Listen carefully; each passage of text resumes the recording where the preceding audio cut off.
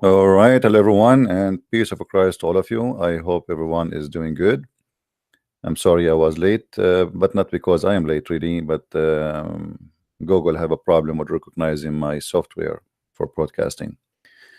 Please invite your friends, and as you see the title today, supposedly we will have a debate with someone. The Muslims in Nigeria, they think he is a big shot. And always I have fear from those who they are big shot. I mean, put yourself in my shoes. A big shot versus a Christian prince. Before we start today, I want to share my condolence to the Muslims about the attack happened by the cockroaches to the Kaaba. I felt really sad. And I hope and we pray that Allah will send his army to defend the Kaaba against this suspicious attack, which might be involve the Jews, I think, or maybe the Christians.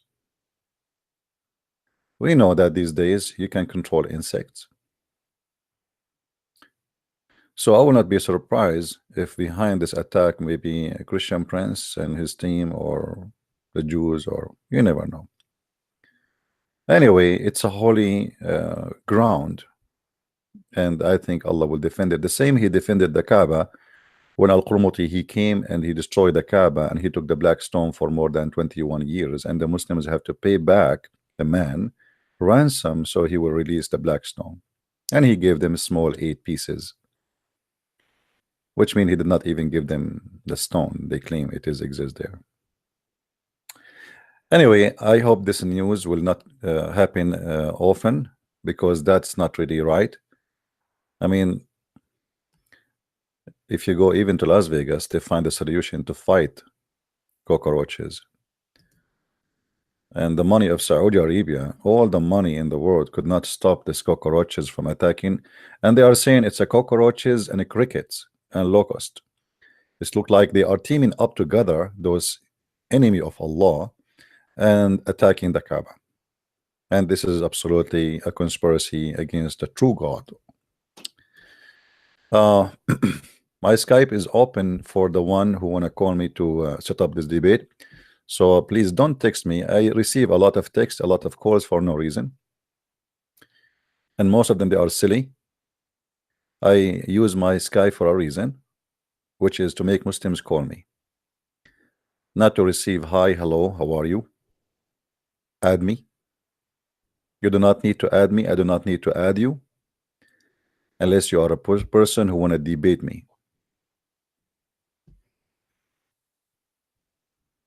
I close my email in Facebook because of this. I open my email, I find like 2,000 emails, and I mean, now you need to filter and to see which one of them is important and somebody who need your help.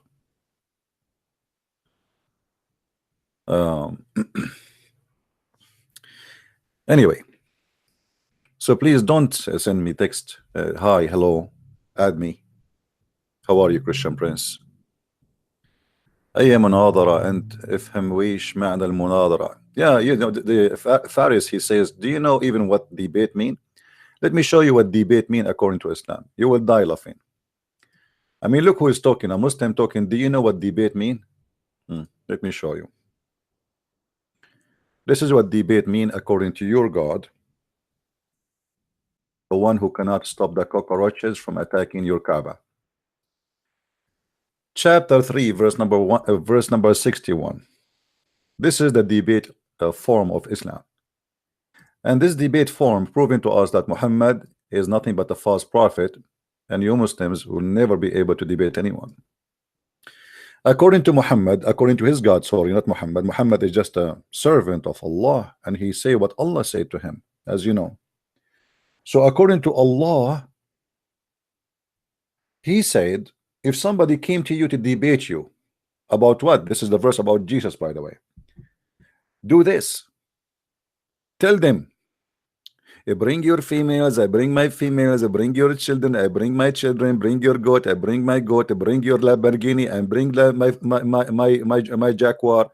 Bring your camel, I bring my camel, bring your goat, I bring my goat, bring your kids, I bring my kids, bring your neighbor, I bring my neighbor, and let us invoke Allah to curse the one is lying. Have you ever heard of hilarious debate like this? So this is how Islamic debate work. After you invite all the neighborhood and your wives, and by the way, the funny here, he is challenging them to bring their wives, and those are bishops. They don't have wives. Those are Christian monks. They don't marry. So bring your wives, I bring my wives, bring your children, bring my children, what children, what wives? They want to debate you about Jesus. What about what invoke Allah to curse? They don't even believe in Allah. And now this is what we do. I give the microphone to Mimi, Muhammad hijab. Mimi, he hold the mic. He said, show me, answer me, silence me. I invoke curse of Allah over me if you show me. Okay, now the time is like for Christian Prince. Christian Prince, he take the mic, he says, I will show you, I will silence you, and I will bring the curse of Allah over you. Your turn. Okay, show me. I invoke Allah to cut my toes if I'm lying. Your turn. I mean, what a gay debate, man. What is that? And you, Faris, you are saying to me, I do not know what debate is about. Go and teach your prophet first how debate work.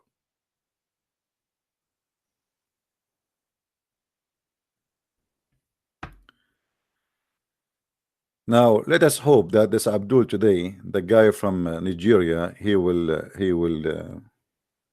do it. Unbelievable.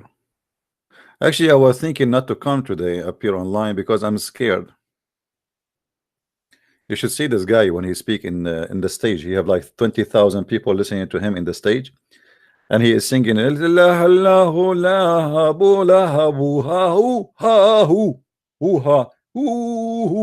okay, and Allah knows best what he is saying. And those naive Nigerian who do not know one word in Arabic, and he himself who do not know what he's talking about, Allahu Akbar Takbir, Alhamdulillah. That's the only thing they know about Islam. Hold on. A Muslim is saying something to me in Arabic. I need to use the Google translation. أقول اقرأ كتابك أول شيء يا ولد يا الفارس. The funny, he called himself the boy Faris. I mean, if you call yourself a boy, what about you bring me your dad then? You could not find a better name from calling yourself al-walad Faris? The boy? MashaAllah. Now, by the way, supposedly we will receive the call at 3 o'clock, not 2:30. But I said to myself, let me open earlier, so guys, you can give me hugs and I can give you hugs, because we Christians, we present the word that we are people who give hugs. Give hugs. You know, this is what Christians, they try to say to you. Christianity is about giving hugs, which is not true. And by the way, there's a guy, he's upset from me because he said we don't worship the man, we worship Jesus, the God in the flesh of the man. We worship the divine God. And he's saying this is not true. This is not true. This is not true, my friends. So what don't we Christian believe that Christ is 100% man and 100% God? So we worship God in that man, the 100% God. We don't worship a man. God is not a man. God, he become a man. So there's many silly people that try to think, and instead of squeezing or scratching their head, they scratch their eye.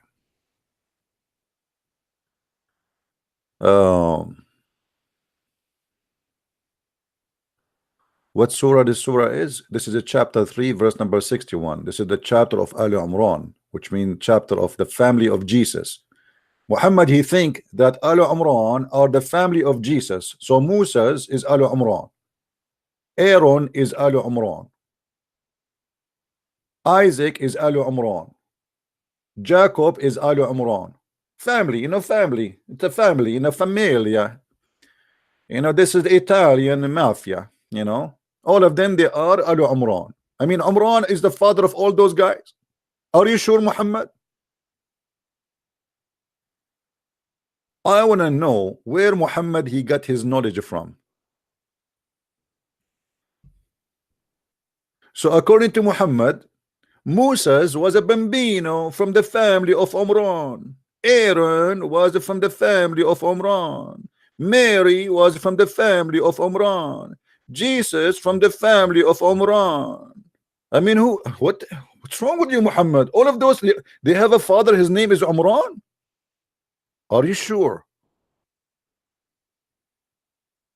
Are you sure?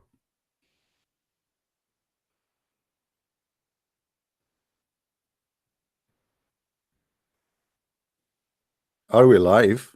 Sure we are live. Do you think we are dead? Now we are waiting for the call from the Bambino, the Muslim scholar, and we hope he will do it.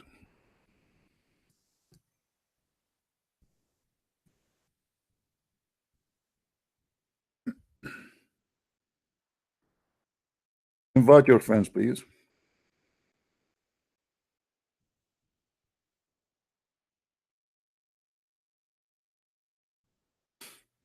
And let us see what this guy will say.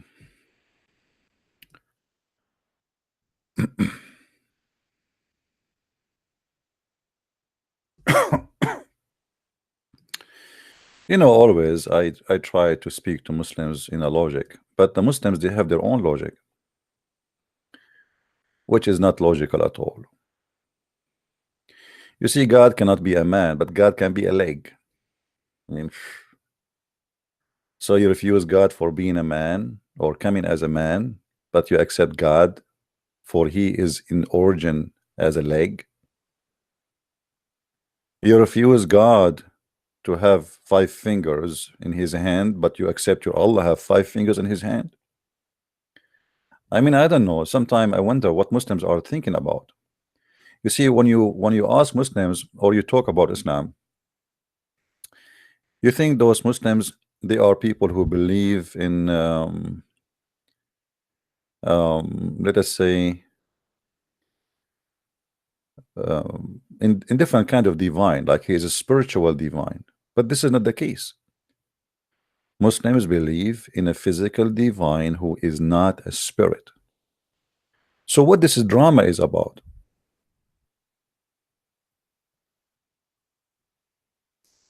Your God is a physical being, and this is how his origin is not how he became or become. This is how he is.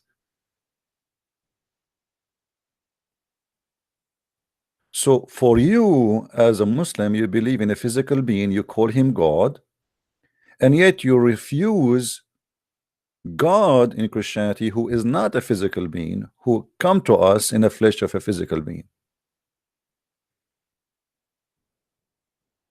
How weird that religion is. But obviously Muslims are confused because they are following a confused prophet. And we are here and we will show you that every Muslim, he is confused until he proved the opposite.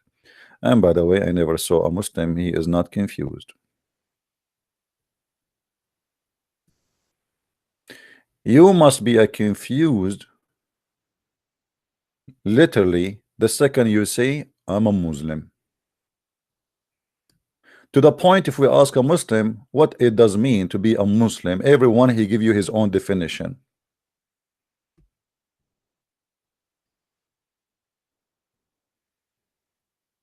Are you aware? No, Christian Prince is not aware.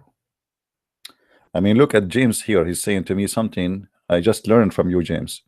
CP, are you aware of Dabba, the beast of the earth? No, I just learned that from you. Thank you, James, for telling me. James, where you been, man? I was waiting for somebody to tell me about this for a long time, my friend. We are waiting for the call so we can start the debate with our friend from Nigeria?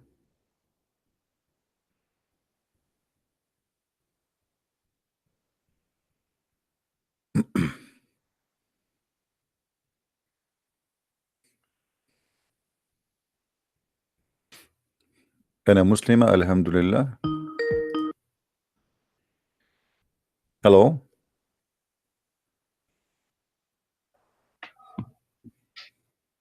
أنا مسلمة الحمد لله. Hello. Hello, Christian Prince. Mute you too, please. How are you? Okay. Hold on, please. Let me call him, and I'll connect you to him. All right. Right now.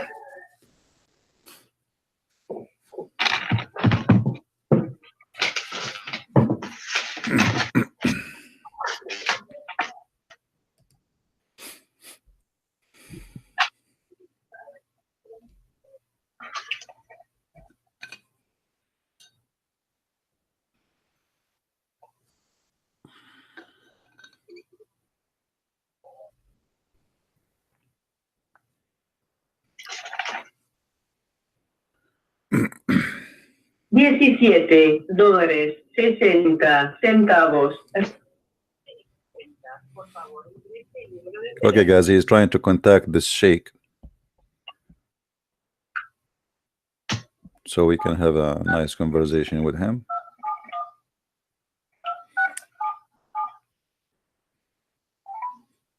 You have $17.60 remaining in your account. Please enter the telephone number. Our friend here, he is going to spend a lot of money to make this call. Actually, you can tell he is using credit.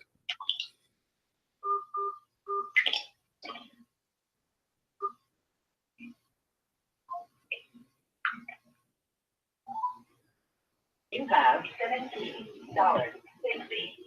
remaining in your account. Please enter the telephone number you wish to dial now or press.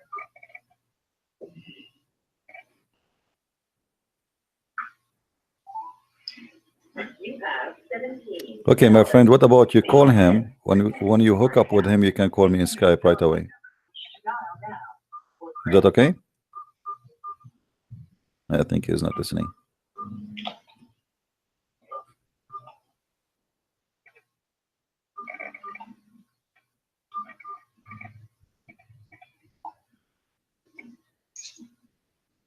You have 3 hours, 45 minutes remaining for this call. Thank you for using Boss Revolution.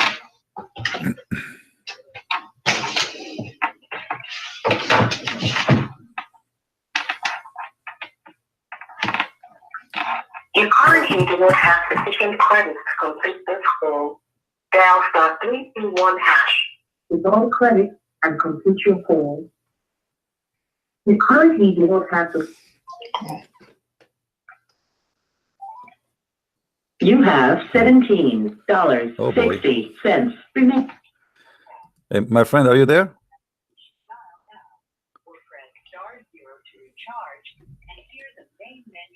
Okay, I will hang up on you. Call me when you are ready.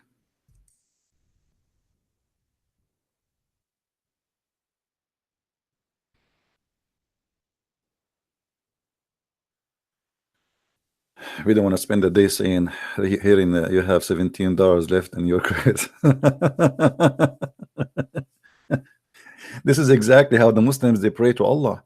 Each time you pray to Allah, Allah, He adds some to your credit, my friend. And then you might lose your credit if you have a dog in your house. I mean, this is really disgusting.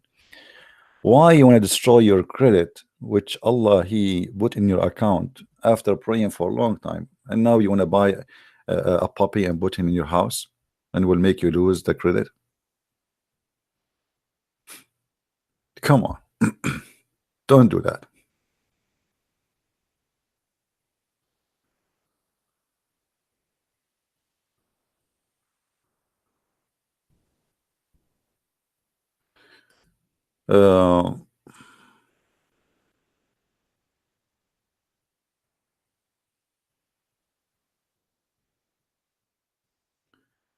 Okay. Let us see.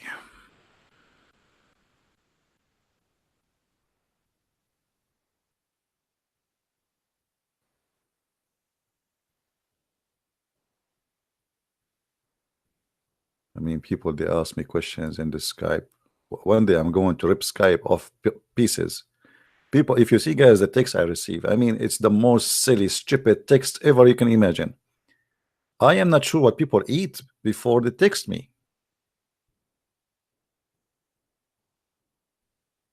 I don't know.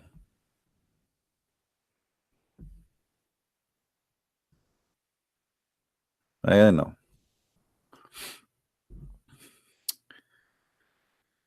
Don't make me stop using Skype. You know, this is what I did in Facebook. I give up and I stop. I blocked my email because I can't take it no more. I mean, emails are really funny.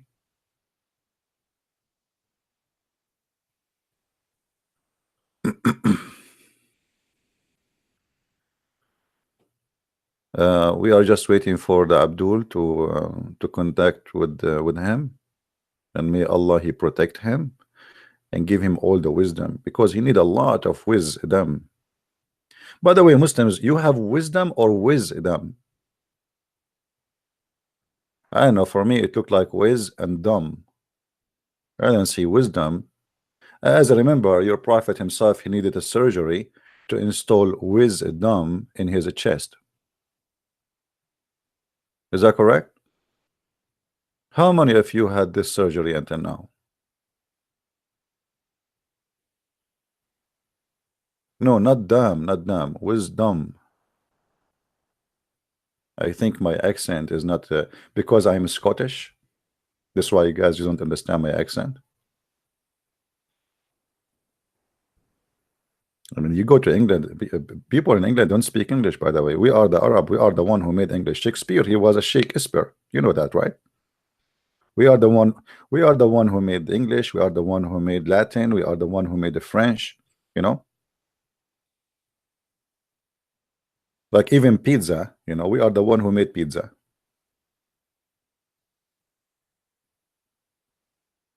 I'm not going to give you the recipe now, just between us, secret, you know, just YouTube, Facebook, etc. But don't share it with everybody. Absolutely. We are the Arab, we discover everything.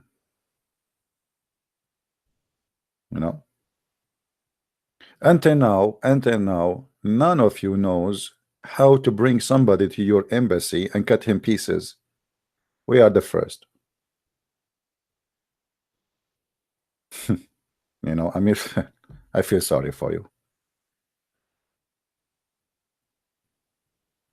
You go to get a visa or a paper inside our embassy, we cut you pieces.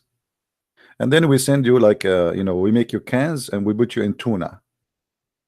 That's a discovery. This is, I mean, this is not, this is amazing. Beautiful.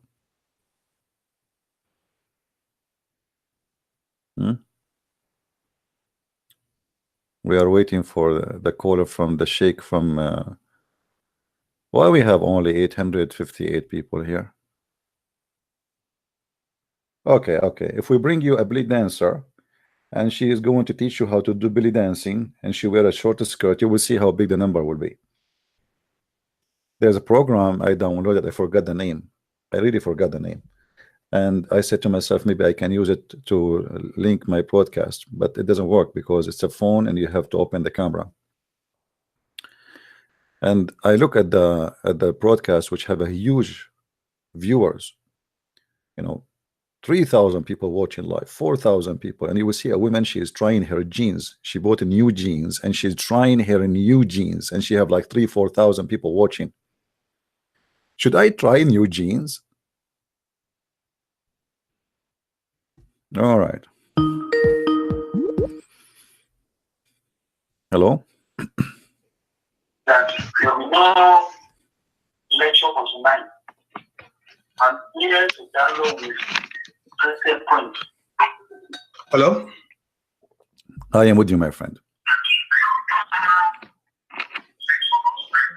Hello, Christian Priest? Yes, I hear you. I hear you. Hello, Christian Priest? I hear you. Don't you hear me? Hold on. Is it on Facebook? No. Hold on. Let me. I'm connecting him. Hello, Christian Priest? I hear you. Okay.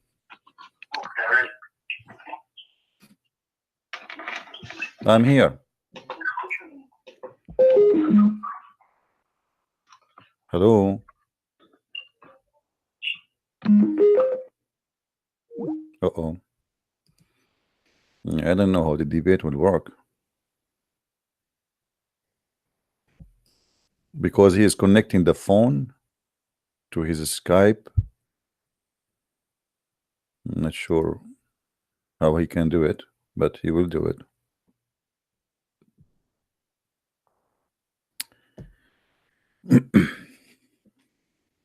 Now you know those men who do business in Africa, in Philippines, and they claim to be scholars. You will notice immediately that they know nothing about their cult.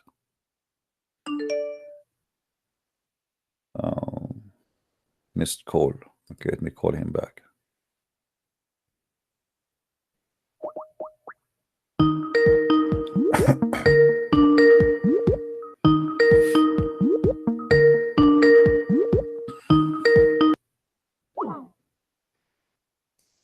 Oh boy. He's calling from different number now. I'm not sure.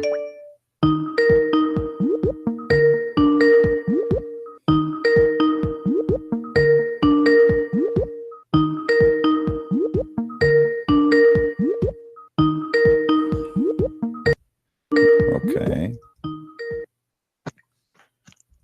Hello? Yes, my friend. Do you hear me now?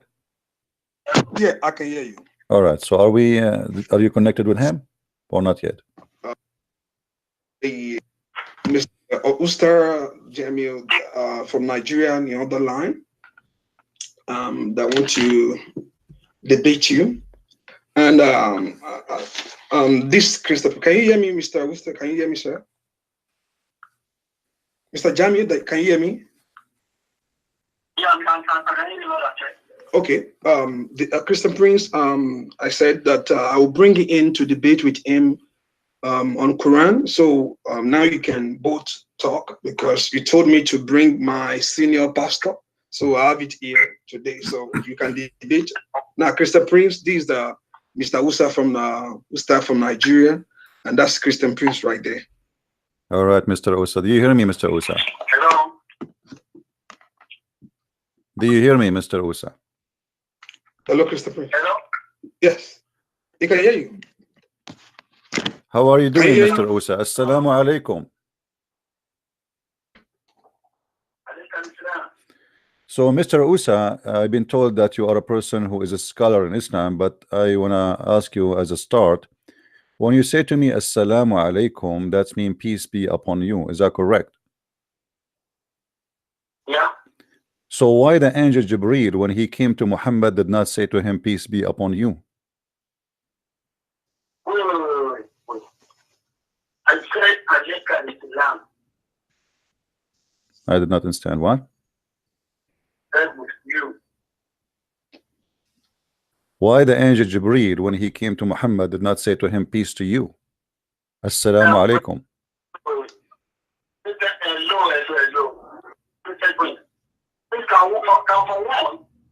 What's your name, Papi?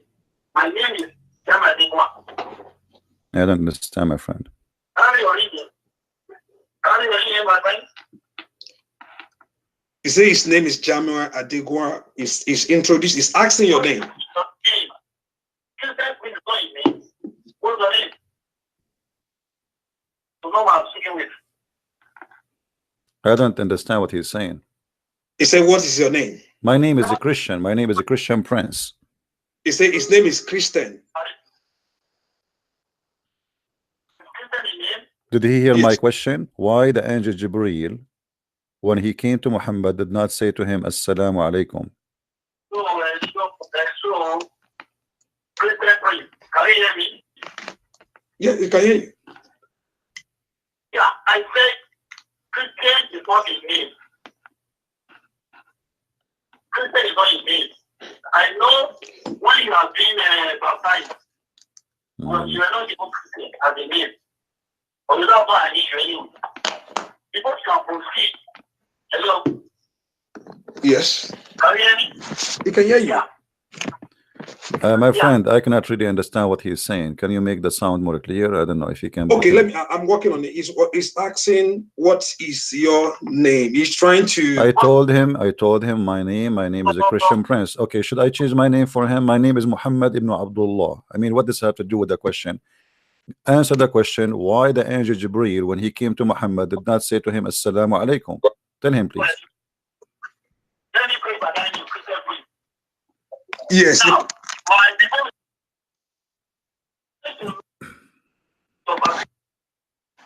Because for one, you should have doubled the eye. You must have understood very well your Bible. Am I correct? Ask him, my friend, ask him, do he have a Skype? Do your friend have a Skype so we can call him in Skype? Okay, okay. He said, do you have a Skype? No, I don't. Okay, he said no. Oh, He can download the Skype. It take 2 minutes because the sound is not clear, so we can understand each other.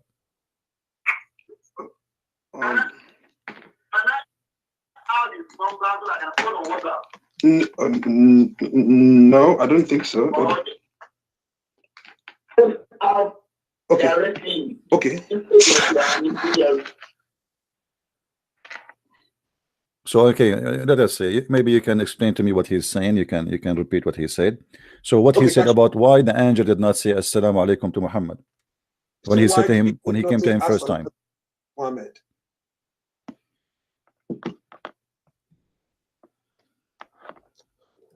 Let's get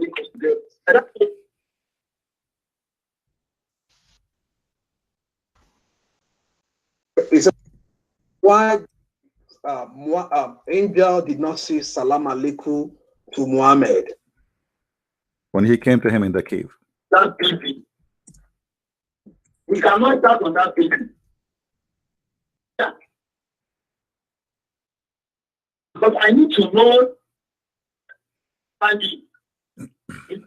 will be the Quran. I mean, the Bible belongs to Christians as they claim. And the Quran belongs to the Muslim, as we also claim. That if any Muslim to not understand the Quran in a certain level, how will he dabble into the Bible? And vice versa. So how can they not even understand what the Bible and to explain what the Quran is? That's what it is. I understand what he's saying. Can you explain? Before we proceed, say before you dabble into Quran, I think you need to know what the Bible says. Is that what you are saying? Is that what you're saying? No, I'm not. I'm just asking a very simple question. Why the angel Jibreel did not say assalamu alaikum to Muhammad when this is supposedly the greeting of Islam? Muhammad is a Muslim. He is a prophet of Islam. The angel came to him, but he did not say to him assalamu alaikum. The question, why the angel did not say the greeting of Islam to Muhammad?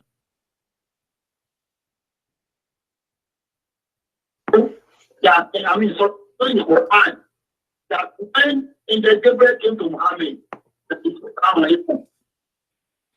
So what is not in the Quran is my own name. What? So let me read your Biblical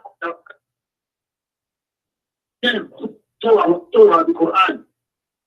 I want to know if you really know. So I will not be mingled on or because we don't understand the Bible. How to the Quran? That's your question lying out there. Like, or I mean, I think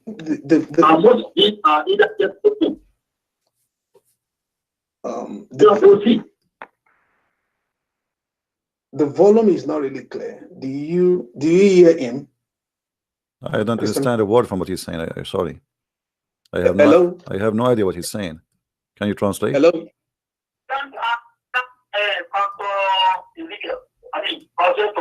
Can't add his number Let me call him direct.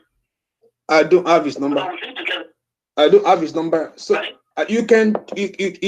I don't have his number. So can you hear him now? Or he told you to download Skype. You can download Skype. I download Skype on my laptop. And Nigerian signal is not that good. Okay, but okay, ask him now. Whatever thing you want to ask him, maybe he can hear you now. Ask him. Okay. Now, my first question is. My first question is. Hello.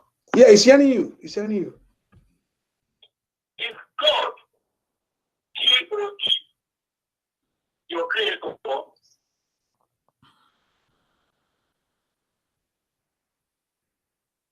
Christopher, Prince, do you hear that? You say, is it God, G-O-D, your creator?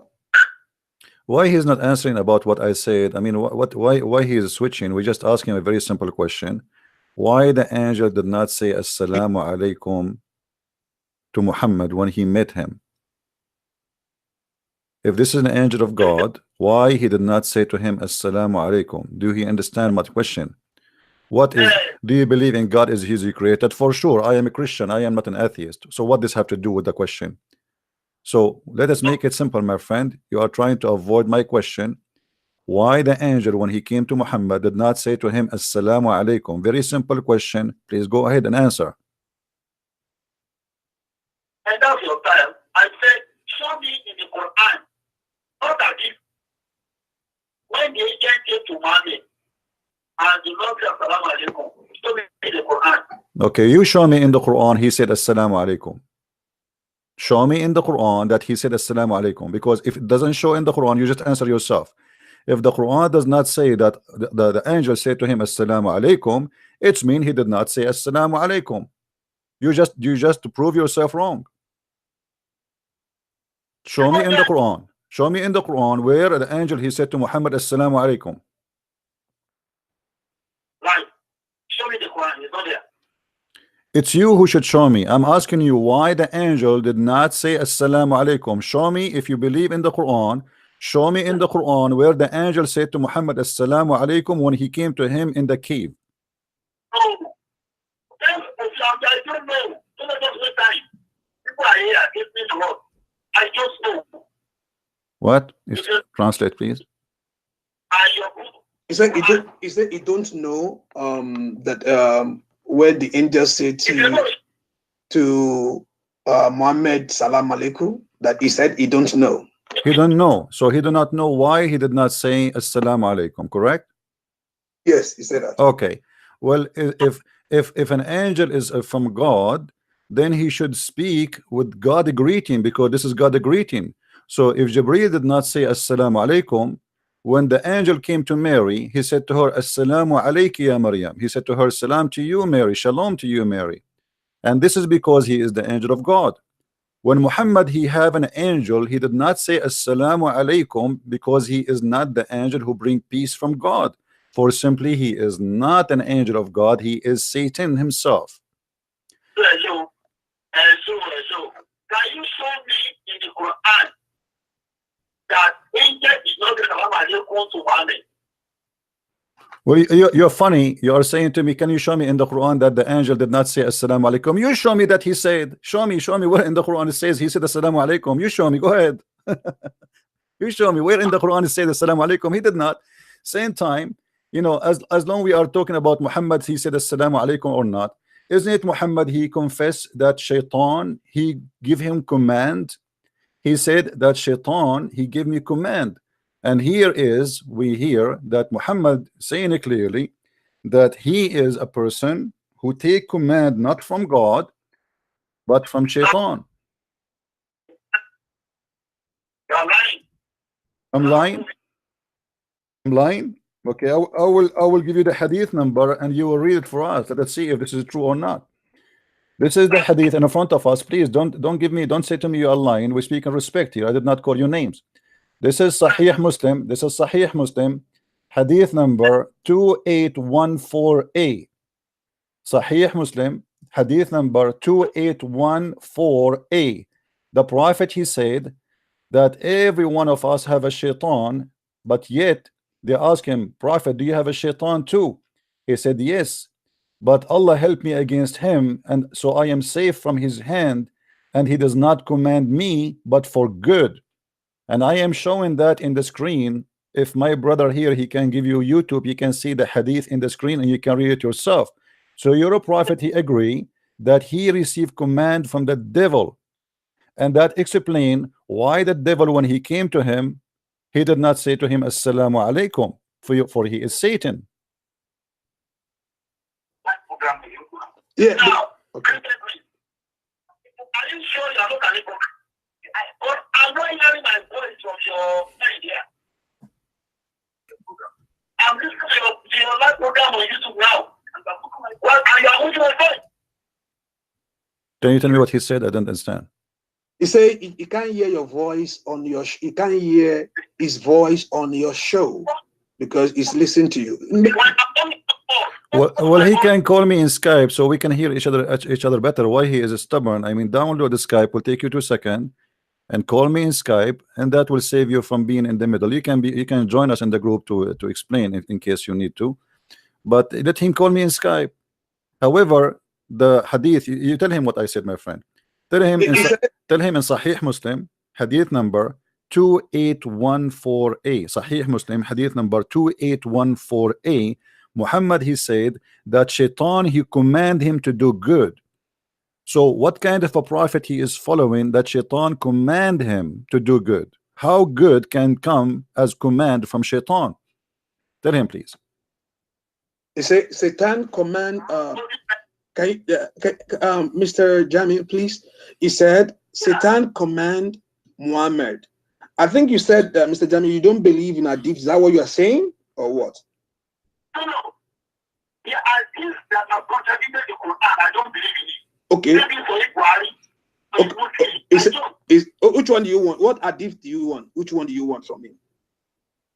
Any hadith, either from Buhari or from Muslim. Well, this is from Muslim. This is from Muslim. This is Sahih Muslim 2814. You agree with Muslim? This is Muslim. Here we go. This is Muslim. Sahih Muslim, hadith number 2814a. Christopher, he said the one that contradicts the Quran, that you don't want that. My friend, so where it says this one is contradict the Quran, show me the verse in the Quran it says contradict the Quran. What he is talking about? Where it says this is contradict the Quran?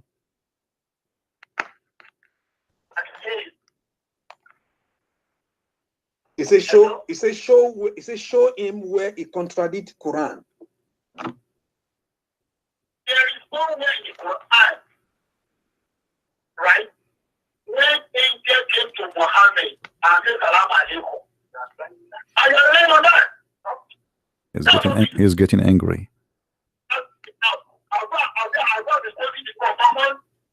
Or the book of the what we call I will make a sandwich and come back. Hold on.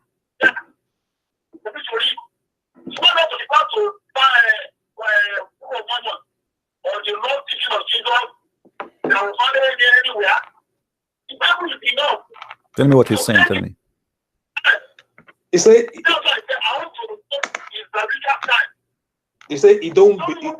not in the Quran. It's not in the Quran. Okay, tell me. Let us see how much he know his religion. Which verses in the Quran is speaking about Muhammad receiving the angel Jibreel in the cave? Which verses in the Quran speak about Muhammad and Jibreel coming to him in the cave? Which verses? As long as he claimed to be a scholar. Mr. Jamiu, can you listen? Let me. Mr. Jamiu, he said, what verse in Quran that said?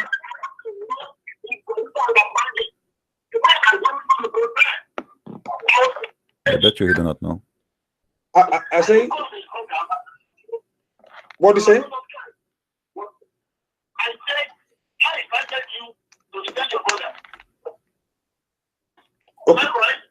Now, in order of time, okay. And I'm studying your life. I know that the one I watched so far, you don't even know the Bible at all. Now, you that don't even understand your Bible, you know, because the Quran He said, listen. Don't run, Mr. Jamiu, don't run away from him. You said last time when we talked, you said you don't want to talk about Quran. You said you don't want to talk to Quran talk to it with me. And I said, I'm going to bring him in. No, that's what you said. You said you don't want to talk to me about Quran. So now there's somebody here is asking you, show him in the Quran where the angel talked to Mohammed.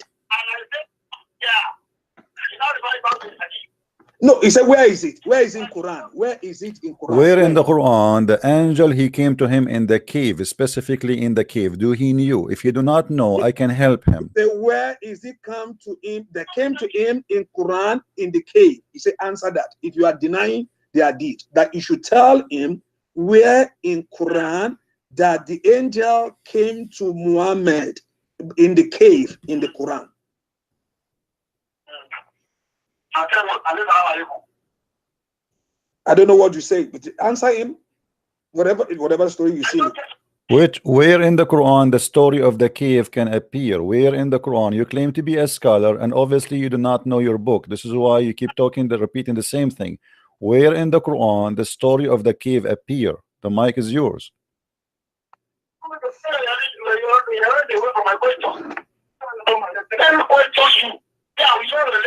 I'll know how to speak with you. I'll not be saying what you say. I'll not be entirely. We'll know I know.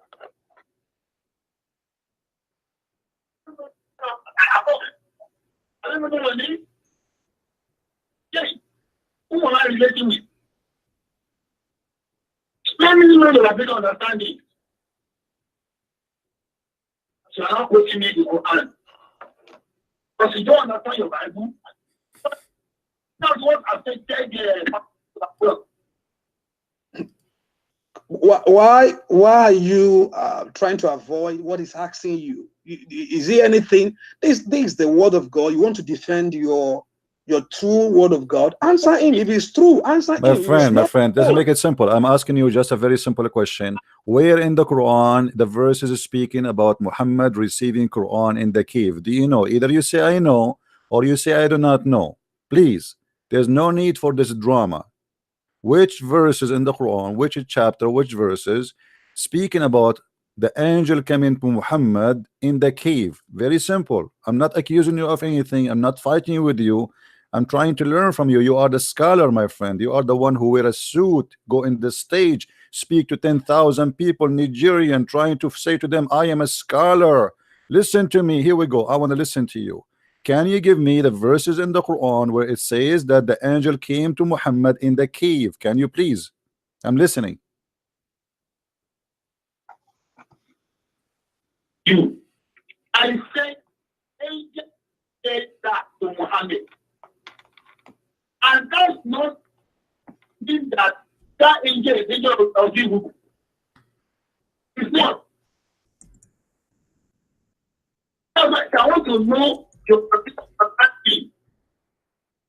The Lord has already been to the level. To your level, and I will become with you. Let us make it short. Do he knew or he do not know? I mean, what is this talk is about? Do he knew? He said, do you know or not? Simple. He said, do you know? It's whether yes or no.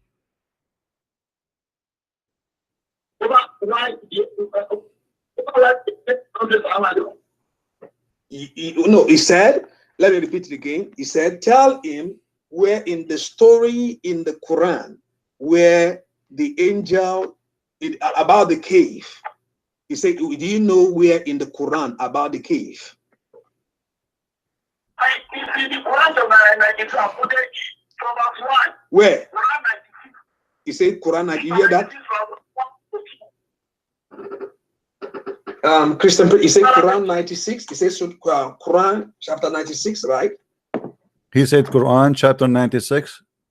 Chapter 90, yeah, he said Quran chapter 96. Okay, Quran chapter 96. Tell us what it says there. I did not see what he's talking about. Quran chapter 96. Where in 96? He said where in 96? Where it says that in 96? That is the most funny answer ever I heard all my life. Where the story that he came to him in the cave. I'm not asking. Okay, even there, the one you quote for me, he did not say to him assalamu alaikum. You are a person who said you don't accept anything contradict the Quran, and I ask you, show me where Muhammad the angel said to him assalamu alaikum. He did not say to him assalamu alaikum. Read in the name of your Lord. اقرأ باسم ربك الذي خلق خلق الإنسان من علق اقرأ وربك الأكرم الذي علم بالقلم علم بالإنسان ما لم يعلم كلا إن الإنسان ليطغى. Where he said to him assalamu alaikum. So you got yourself busted. Nowhere there. This is exactly what the angel he said to him according to you, right? And this is your answer. You only want to choose the answer. So where here he said to him assalamu alaikum. I said it's not in the Quran. What do you want me to say? It's not in the Quran. So okay, you are the one who said to me you don't take anything contradict the Quran. As long as it's not in the Quran, that's mean if somebody said that the angel said assalamu alaikum, you should not accept the Quran then, or you should not accept the hadith. So this is mean you confirm to me that Muhammad never heard assalamu alaikum from the angel, because you are the one who said you don't take anything contradict the Quran. Well, this is the Quran. The Quran did not mention that Muhammad he heard the angel saying to him assalamu alaikum. So now you explain to me, as long you believe that the Quran is telling the truth, why the angel did not say to Muhammad assalamu alaikum?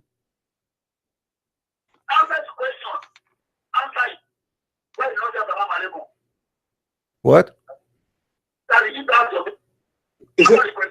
Is it why did he not say salam alaikum? Is that what you're saying? Why the angel did not say assalamu alaikum? If he's an angel of God, he should bring the peace of God to his prophet. He should not come to him without saying assalamu alaikum, because this is supposedly the Islamic greeting. Even Muslims, they have obligation to say assalamu alaikum to each other when they enter upon each other. So how about angel of God is speaking to the most important man Allah he created? His name is Muhammad, supposedly according to Muslims. Why the angel did not say to him assalamu alaikum? You say Are you done? okay. Yes, it's done. Yeah. I said in Quran, one is not a story book like the Bible. Bible is a story book. Every detail of the day were written. Not even accurate. It's not accurate.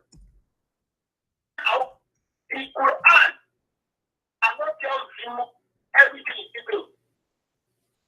Now, the authentic hadith will tell you the authentic story. That will explain to you in detail. Because of how they can find hadith. And you can't say, why the angel did not say salam alaikum? The question is, I cannot answer that question. Because I'm not the sender for that angel. It's God. And there's nowhere in the Quran where God gives the reason why he knows that salam alaikum. I want salam alaikum is not the issue. Tell me what he said. I don't understand him. It is the right of the angel. Without salam alaikum, you must not say salam alaikum to marry. And that's what the basis of education. We say, can I explain to him, because he can't hear you better? Can I explain to him? He said the reason is that I don't know whether he's still talking. So he says the reason that they did not say salam alaikum, that the Bible, the Quran is not a detail like the Bible that we have all this story in detail.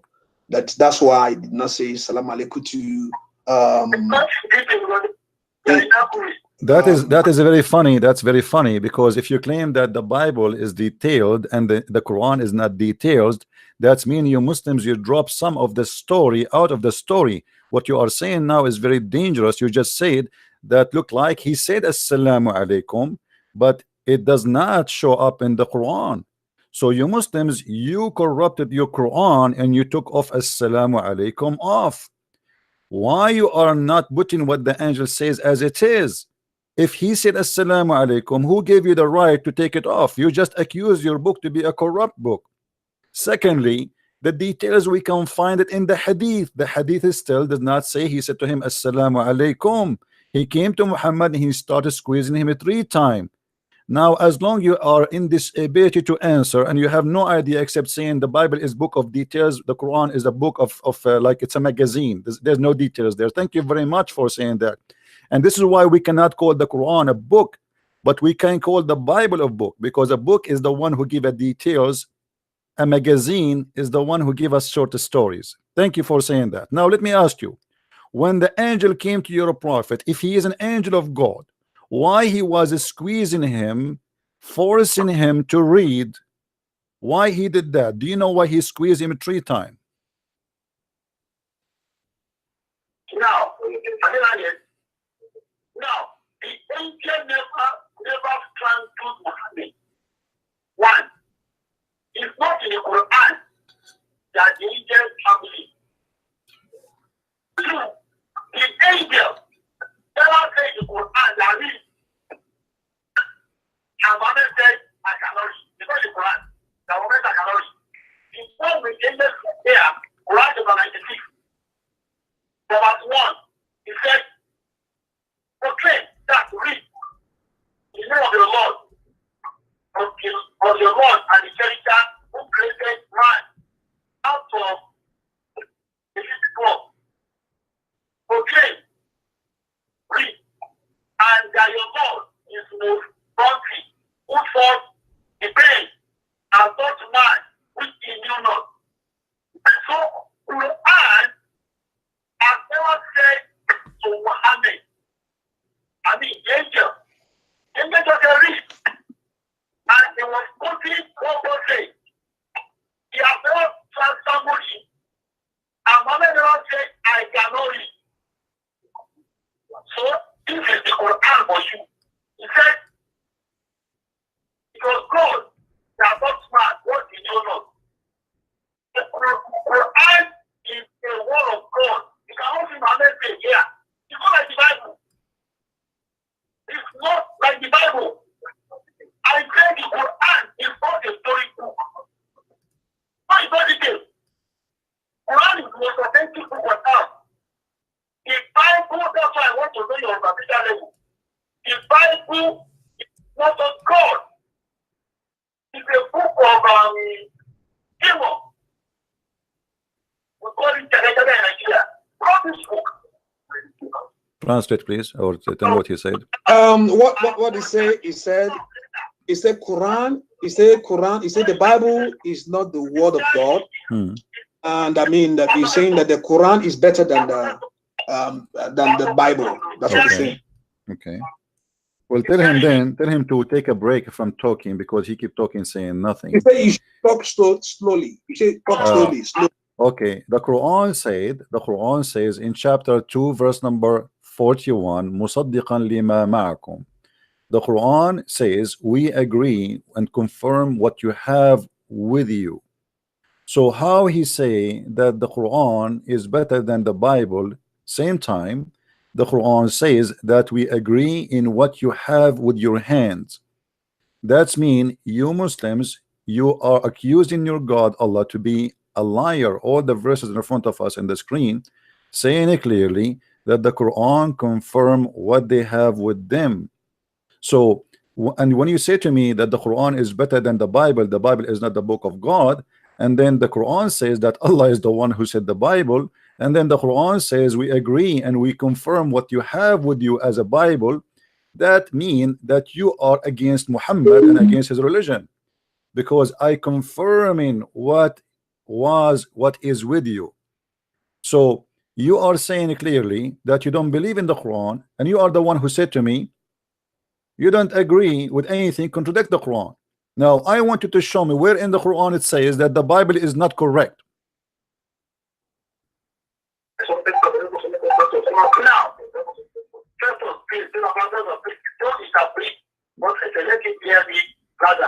Okay, talk slowly. We can hear you. Talk slowly. He can hear you. Okay. Now, he said the Quran confirms the authenticity of the Bible. And we can Quran has never mentioned Bible. You see, there's one problem with the Christians. And some Muslims that don't understand the Quran, the Bible, and more. In terms that you have heard the Christian priest referring the Bible to be in or Torah. Bible is not in jail. If God said to Mohammed that go and ask the book of the book, it's not going to be Christian at all. The Christians are pagans, but one pagan. When I was alive, it was now. Because one confirm, those whatever, they think I told it, but they are pagans. You need to repeat to me what he said, by the way. I hear nothing. I don't understand anything. Can you repeat again? Can you tell me what he said?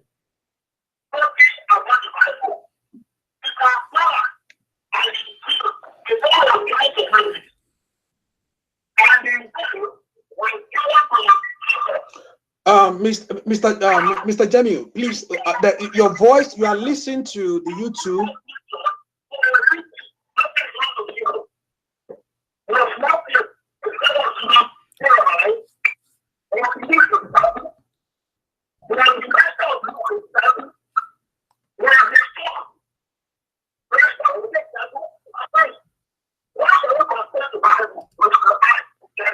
All of this to answer me. I mean, what is the answer? What is it?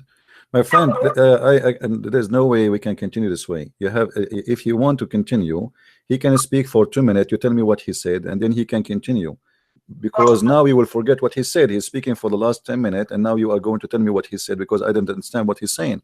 So tell me what he said. Tell him to take a break. Tell me what he said already, and then if you want to continue or say more, he can continue, no problem. But because I don't understand what he's saying, can you tell me what he said? Mr. Jamiu, he said you should take it because you know the connection is very bad. Like you can just say your word, and so he can pick on what you are saying. So okay, can you repeat what you say again in a short word? So okay. Let me just 5 minutes or 2 minutes. Okay. Okay. I said the Quran has never confirmed the Bible as the book of God. Okay, then tell him to read for us chapter 2, verse number 89. He said you should read chapter 2. Chapter 2, verse number 89. He said you never confirmed the Quran, never confirmed the Bible to be the book of God. Then read for us chapter 2, verse number 89 right now. 89, okay. He said, and when Jacob was dead, they put back confirming what is with them. Although from the old they had prayed for victory against those. Is he reading the verse? Yes, he's reading. Okay. Does it say that Allah is confirming what is in their position? Does it say that? That's not the Bible. It refers to the Injil and the Torah. What he said? He said it's not the Bible. He said it's Injil. Injil. Thank you very much. This is our book. A book is called the Injil. The book of the Christian is called Injil. This guy is ignorant. We don't have something that's called the Bible. The Bible is a book of books. The Injil is the Gospels of Jesus. This guy, he do not know what he's talking about. So the Injil is the Gospel of Jesus. The Torah is the book of Moses. Thank you very much. So he just said that the Quran confirmed the Gospels of Jesus to be accurate, which was in the position of the Christians. So how you say to me the Quran never confirmed the Bible when this is the Bible? The Bible is book of books. If we say only the New Testament, we say the Gospel. If we mix and we say the Bible, all the books, we say the Bible, because this is book of books. Obviously you do not know what are you talking about. Now, as long your Quran confirm the Injil, do you have the Injil of Jesus? Thank you. Do you have it? Do you have the Injil of Jesus? I don't have it. I don't have it at all. Nobody has Injil. Nobody have Injil. So how Allah confirm? He says, I confirm what is in your possession. If it is not in their position, you just said to me, nobody have the Injil, but the Quran verse saying, confirm what is in their position. So who is of you lying now, you or Allah? He was referring to Mohammed that lived in the land of Medina. Medina are the land of the Jews. The Jews are not all there. I don't understand. Can you tell me what he said? Can you repeat what he said, but please? You repeat, not him, because his voice is not good. Sometimes I understand, sometimes I don't. Can you tell me what he said? So, the Jews and the Christian and the Nazarene lived in Medina while he was alive. They never lived with the Christians. Christians came from the land of Rome, and you don't know who and get history. Before the advent of Mohammed, Christians were not over the world. They were in 7. Can you tell me what he's saying? Because you will forget what he said. You know, tell me what if you want to translate while he's talking. You can tell me. Because they shortly said the Christians are not living in that area at that time. They only have the Jews and the Nasara. So, but the Christians. So he's saying that this is the book of the Nasara, not the book of the Christian, correct? Yeah. Okay, thank you very much. That's mean your God, he do not know any Christian except the Nasara. So the Nasara is the only Christian, but the Nasara are the one who believe in Jesus as God, and they believe that he is a son of God, because this is what the Quran said.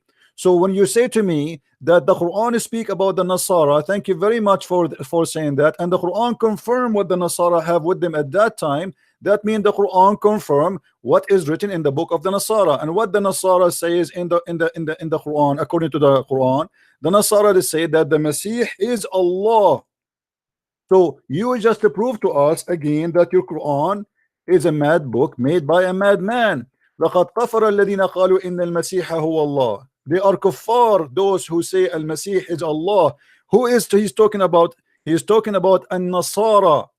So you just said to me that the Nasara is the book he is confirming. In the same time, the Nasara is the same people who believe that Jesus is the Son of God and he is God himself. Answer please, how that can be your God confirming that the Nasara have the right teaching in his time? In the same book it says the Nasara believe that Jesus is God. Go ahead.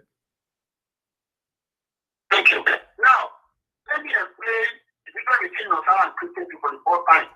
I don't know. Now, the Nasara, the Nazarene, if you take your Bible very well, you know the verse of Nazarene in Mark 2:18. He was called Nazarene because he came from the land of Nazareth, not the city, where he was born, under Judah, the city. Now, he reason why people do make that mistake, even some Islamic scholars do make that mistake, and you, even the Quran and Bible here, interpreting the same thing as the belief. And it is wrong. Because in the Quran, in Nasara, and the Christian have some faith in common. One, Nasara believe in Godship of Jesus. Nasara believe in sonship of Jesus and in Trinity. That's what they are in common. Nasara never believe. Tell me what he's saying, please, because he's talking too much. I don't understand. Say, can you tell me what he said until now? He can take a break and tell me what he said. When you are talking, I understand you. No, I want you to repeat what he said, because I don't understand what you are saying. The voice is not good. Can you tell me, please, what he said? You, not the ustaz. You tell me what he said, please. Okay. What he said? Okay, he said Nasara are not. He said Nasara are not. You want me to talk? You want to talk, sir? Nasara are not what? Okay. Okay, so explain to him in the short one so he can understand. Okay. Nasara is different from Christian. They are different from Christian. Okay. Yeah. Okay, so the Quran. So let us make it simple, my friend. Let us not to talk too much. Say nothing. Are you saying that the Nasara are good believers and they will go to heaven? They are the good ones, and their book is correct. Do you agree? No. No. So what the point of saying to me, here we go, it doesn't matter then, because the Quran confirming what they have with them. The Quran in chapter 2 verse, we go back to 0 now. What's wrong with you? The Quran chapter 2 verse number 89 says, I confirm what is in their position. Position of who? You said the Nasara. Thank you very much. And now you are saying the Nasara are not a true Christian. Thank you very much. So now how the Quran confirm what is with them if they are not a true Christians?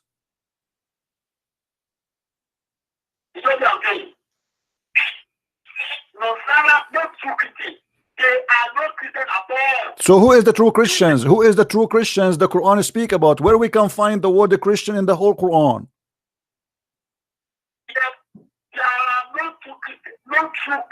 Where is the true Christian in the Quran? Who are they, the true Christian in the Quran? Can you show me what the Quran called the true Christian? What is the name the Quran called for the true Christian? Please, can you show me?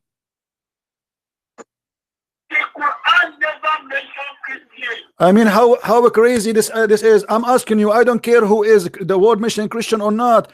The true followers of Jesus, who the Quran saying, I confirm what you have with you. Those Christians here, the Quran speak about in chapter 2 verse number 89. Those Christians, what we call them, I don't care. You call them, you can call them a Christian, you can call them Hindu, you can call them apples, you can call them whatever. But who are they, those Christians who have the Bible with them at that time, which the Quran confirmed that this is the true Bible? Can you give me the name of the group? I said there is nowhere in the Quran ever. What? What he said? What he said? Tell me what he said. What he said?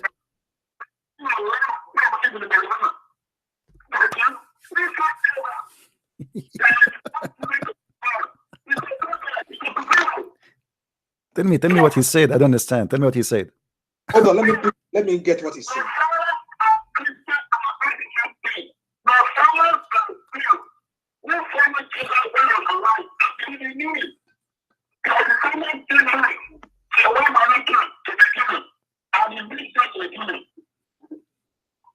What he said? Tell me what he said, please. Mr. Jamiu, Mr. Jamiu. Yeah. Do you know that your mic in your mouth, can you use the phone directly without the mic? Is it going to work? Maybe it's going to play better? It can be, I can hear you, but I don't know, because I'm connecting the phone together. Maybe I don't know. Can you tell me what he said? Can you tell me what he just said in the last 5 minutes? Okay, what do you say that? Is it now you are saying Nazara are not Christian? Is that what you're saying, right? They are not Christian. He said Nasara are not Christian. So who are they? Who are they, the Christians? For the sake of Allah, my friend, tell us, who are they, the Christians? Who are they, the followers of Jesus? The Quran here is chapter. Let us make it simple. Chapter 2, verse number 89. It says, "I confirm the book you have with you." The verse here speaking to who?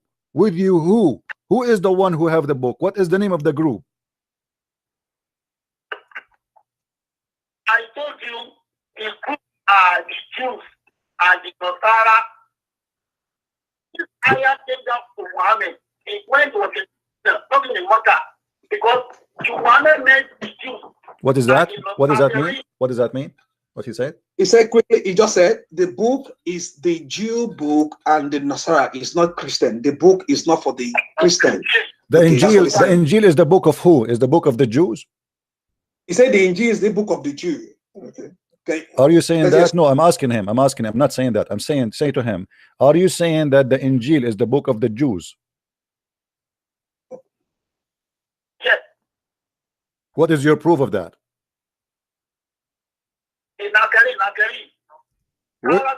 What is the verse saying that this is the book of the Jews? Thank you. Where? Just let me show you that you are ignorant and you do not know your book. If we go to chapter 2 verse 113, it says that the Jews, they say the Nasara have nothing, and the Nasara, they say the Jews, they have nothing. So how you say to me that the Nasara are Jews when the Quran says that the Jews, they say the Nasara are wrong, and the Nasara, they say the Jews are wrong? Are you sure that you know your book? Are you sure you did read your book before? Obviously, you have no idea what are you talking about, because now you just prove to us that Islam is a false religion. Your God himself is calling the Jews Jews, and he called the Nasara Nasara, but yet you just said that the Nasara are Jews. No, he did not say that. Didn't he say that the Nasara are Jews? No, he did not say that. You told me that. What he said then? Okay, who is Nasara? Let's go back to zero. Who is the Nasara? Who's Nasara and the Jew? Who's Nasara? Then asking the question over that to correct him about Nasara and Christian. The word Nasara is the Greek. Where does it originate from? Is it from the Greek? Don't give me a speech about where it's coming from. Just tell me who are they? Those Nasara, who are they? Just tell me who are they. Don't give me a speech about where the word Nasara coming from. According to your prophet, the word Nasara is coming from those who they are helpers, the helpers of Jesus. It's not about coming from Nazareth. Obviously, you are saying that your prophet is a liar again, because Nasara, according to Islam, is the helper of Jesus, not the ones coming from Nazareth. So go educate yourself and teach yourself Islam before you open your mouth. Now we go back to zero. Who are they, the Nasara, which we are talking about, which they have the true book? Who are they, those people who have the book of Allah, which is given to Jesus? Can you give me the name of the group? Thank you. The groups are not Nazarene. They are not Christian. I wanted to ask you a question. My friend, I challenge you to show me a reference of what you just said. Stop saying blah blah blah blah. Show me a reference. You are a Muslim, and in order to prove something, either you show it to me from the Quran or you show it to me from the Hadith. Can you do that? Let me show you your Bible now. Don't show me the Bible. You see, you just said to me the Bible is corrupt, and now you are trying to prove to me you are right from the Bible. This is how corrupt you are. If you are a person who follow Islam, then you show me what Islam says. Why you are running away? Why you are running away from the challenge? Show me where in the Quran or in the Hadith saying that the Nasara are not the Christians. I'm explaining one thing to you. You don't want to see what I'm saying. No, I want to see. You are a Muslim. When you say to me you don't believe in the Bible, then you want to show me from the Bible. That means you are a hypocrite. I am asking you how you learned that the Nasara are not the Christians according to Islam. Can you show me that from the Quran? Can you show me that from the Hadith? Obviously, you have no idea what are you talking about, so you run away to start talking. Okay, let me show you a verse from the Bible. You don't even know your Bible. That's the problem. The problem is you have no answer from Islam. Is it? This is the truth. You are saying to me, I cannot answer you from Islam because Islam is an ignorant teaching. There's no answers. How you say to me that you learn about God from Allah when Allah, he did not even tell you who is the Christian? So now what do you need to do? You go to books you believe it's corrupt to show yourself what is the Christians? How you say to me that the Bible is corrupt and now you want to escape and you run away to the Bible? Why you don't show me from the Quran where you believe this is the truth? Where in the Quran it says that the Nasara are not the Christians? And my brother, can you hear me now? Don't mute me because I can't hear you from here. Why are you muting my voice? What? I didn't mute you. We are not muting your voice. I'm asking you where you can show me in the Quran or your prophet. Are you saying to me you know more than your prophet? Are you saying to me that Muhammad was a stupid man and you are a smart man? Are you saying to me that Muhammad have no idea and you are the one who have an idea? I'm asking you clearly, show me where your prophet or your God Allah said that the Nasara are not the Christians. You don't let me be shut up. I said Nasara and Christian are not the same thing. Now I ask you a question, if you know, sound an hypocrite. Tell me the origin of Nasara and I'll tell you. If you don't know, tell me you don't know. Okay, I want you to read for me one Islamic translation. Translate the word Nasara not as a Christian. Can you show me one translation? Can you show me one scholar in Islam? One scholar in Islam says that the word Nasara is not about the Christian. Can you show me? Can you show me Ibn Kathir? Can you show me Al-Qurtubi? Can you show me Al-Jalalain? Can you show me Al-Tabari? So how come all of them they say that the Nasara are the Christians, but you are the one who say the opposite? Are you a person who's out of Islam? You have your own cult. So why are you a coward? Are you not a husband? Now you mean in your Arabic text it was written Christian. I'm telling you that Quran verse 2 verse 111 says لا يدخل الجنة إلا من كان هودا أو يهودا نصارى. Can you read for me the verse in Arabic, please? Can you read the verse for me in Arabic? The verse you are reading. Can you read for me the verse in Arabic? Because you claim to be a scholar, but yet you cannot read the verse in the Quran in the original language. Can you read for me the verse in Arabic, please? The verse you are reading. Go ahead. Quran chapter 2, verse 111. Allah said, Allah said, وَقَالُوا لَنْ يَدْخُلَ الْجَنَّةَ إِلَّا مَنْ كَانَ هُودًا أَوْ نَصَارَى. تِلْكَ أَمَانِيُّهُمْ قُلْ أَغْنَاكُمْ مُصَدِقِينَ.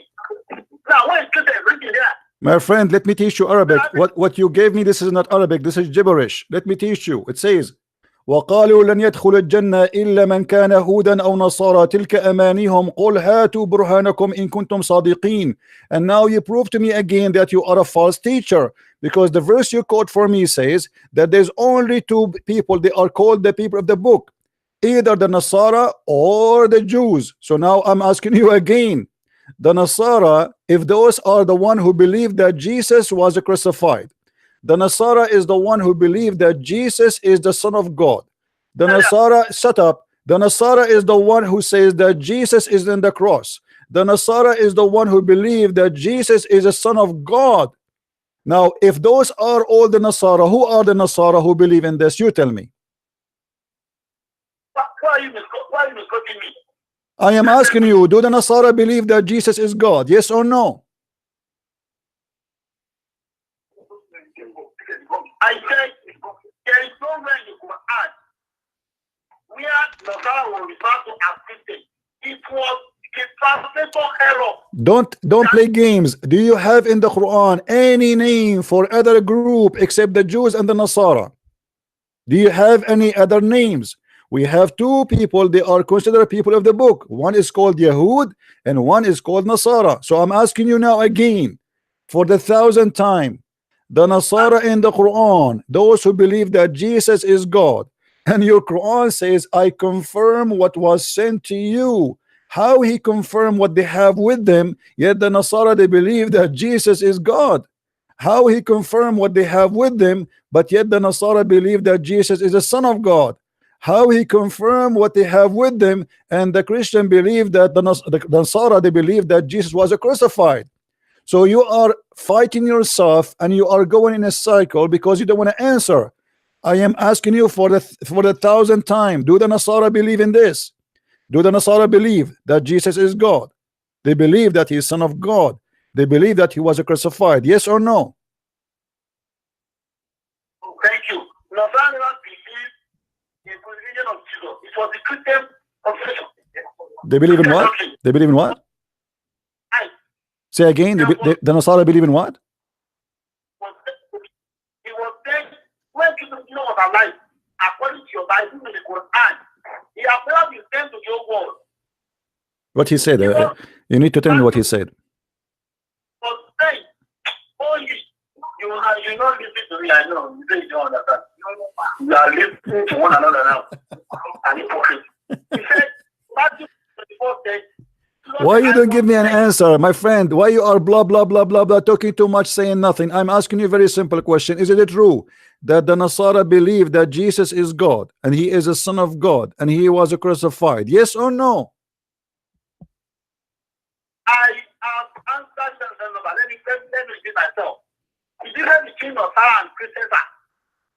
Nasara believe. Don't give me a speech. No, give me a short answer. Give me a short answer. Is it true that the Nasara believe that Jesus is God and Jesus is the Son of God and Jesus is crucified? Yes or no? I said in your Bible. Stop going to the Bible. Answer me. Is the Nasara are those who believe that Jesus is God? Yes or no?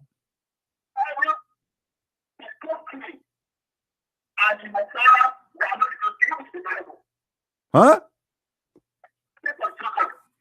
Let me ask you, where is the word Nasara coming from? As long you are saying to me that the word Nasara is not about the true Christians, where is the word Nasara coming from? Do you know, as a scholar, you claim to be a scholar?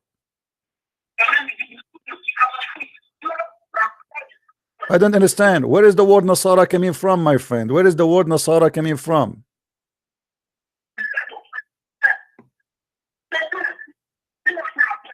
I don't understand. Can you tell me what he's saying?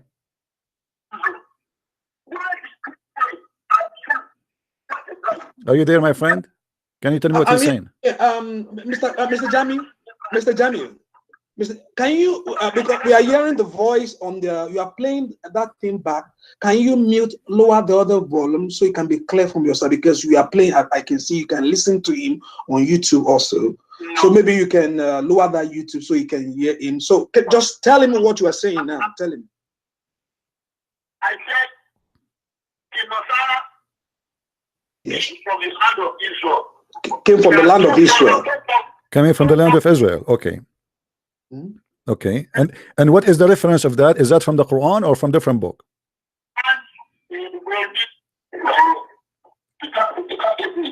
Tell me what he's saying. Is the word Nasara is coming from the Quran or from different place? Where he got that this is from the land of Israel? What is his reference that the Nasara are from the land of Israel? Yes, sir. What is the Nasara mean? What Nasara mean according to his knowledge? What is Nasara mean? When he talks about me, let me respond. Okay. When I talk, should be a moderator, what is the two? Talk because okay, I like him. You say you want to say something. Oh, give your comment. Okay, so you can listen. You can say it.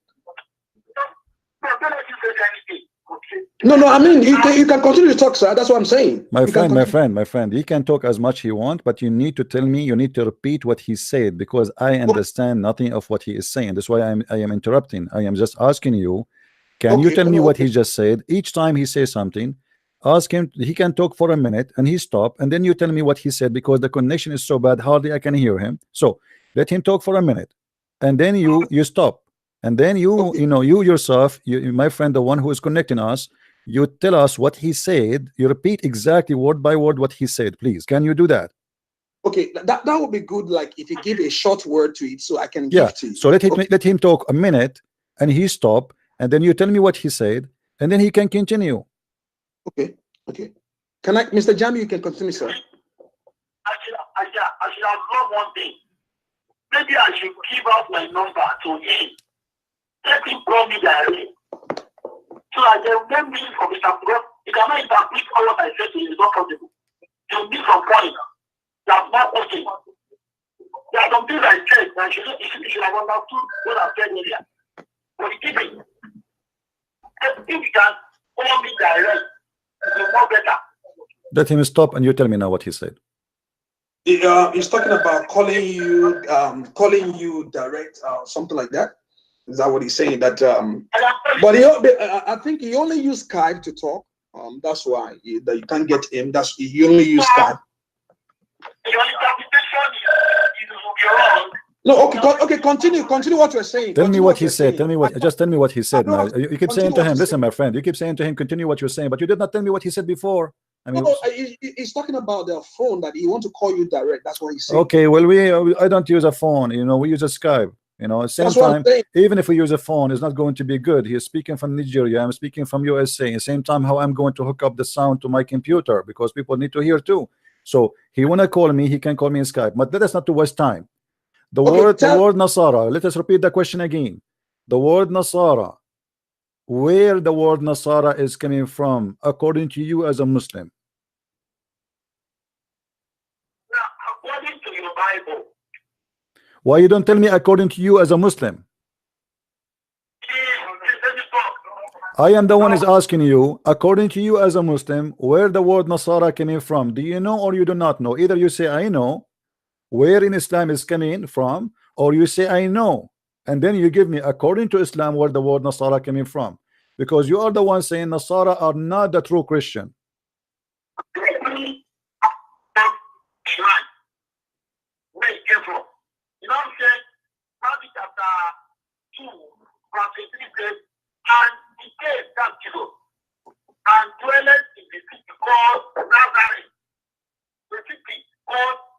Tell me what he's saying.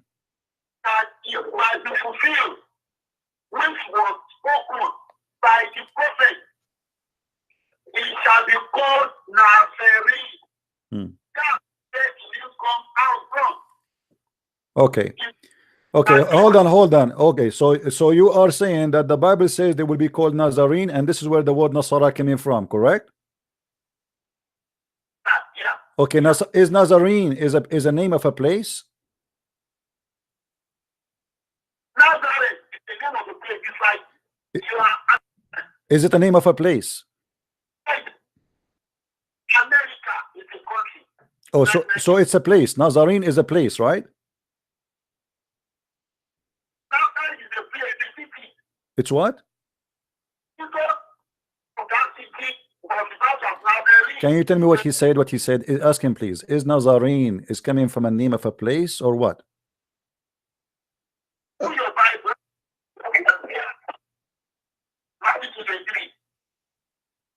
Can you tell me what he said, my friend? You are just muting yourself. You are not saying it. No. I'm here because I want you to tell me what he's saying because I don't understand what he is saying. So if you keep your mouth if you don't talk, then there's no point of this conversation. Can you tell me what he just said?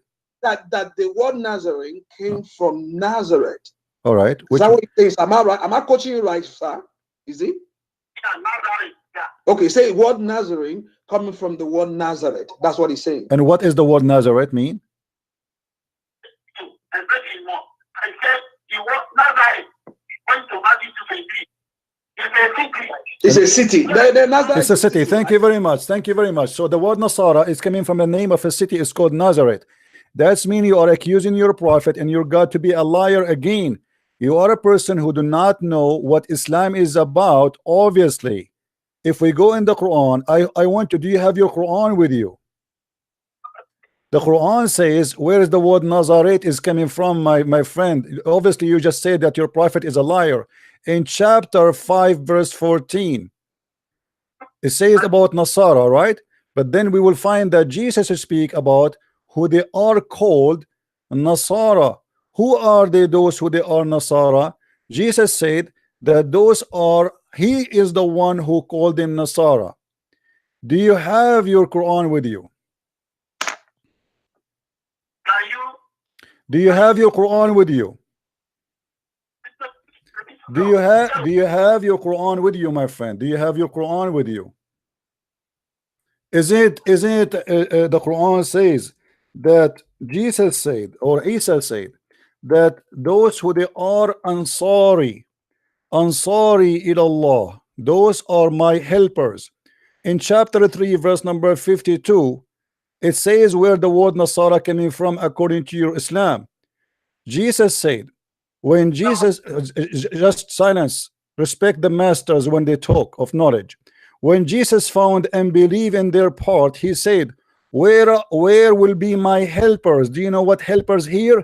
It is Nasara, and he called them Ansari. So the word Ansar in Islam have nothing to do with the word Nazareth according to you from the Bible.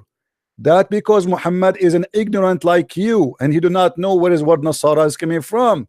So you just prove to us that your prophet is a false prophet. If we go and read in Arabic, it says, this is it, chapter 3 verse number 52.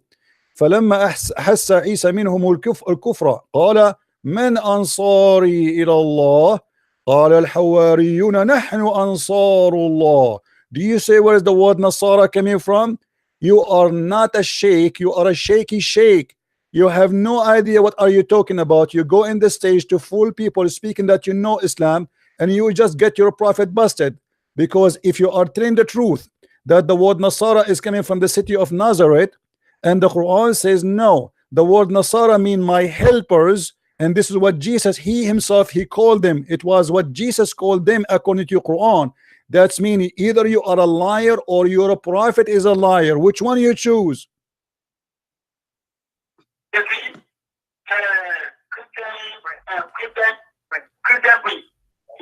I'm sorry to call you a fool.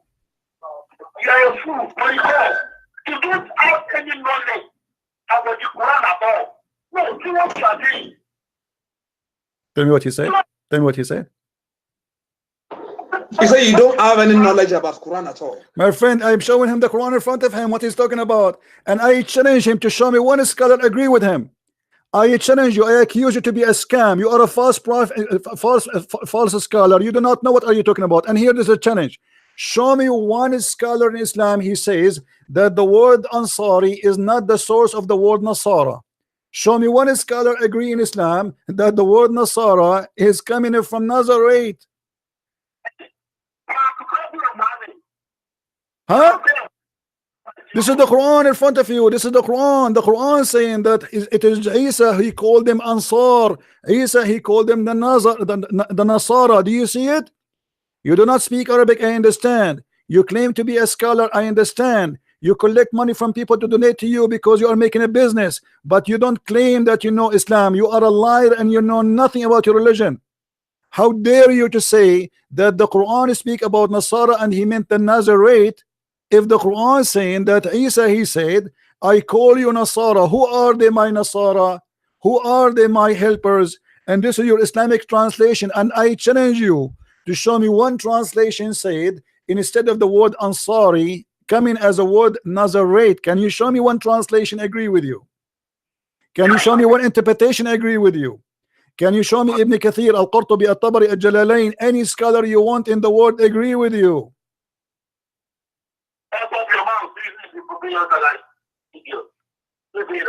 What?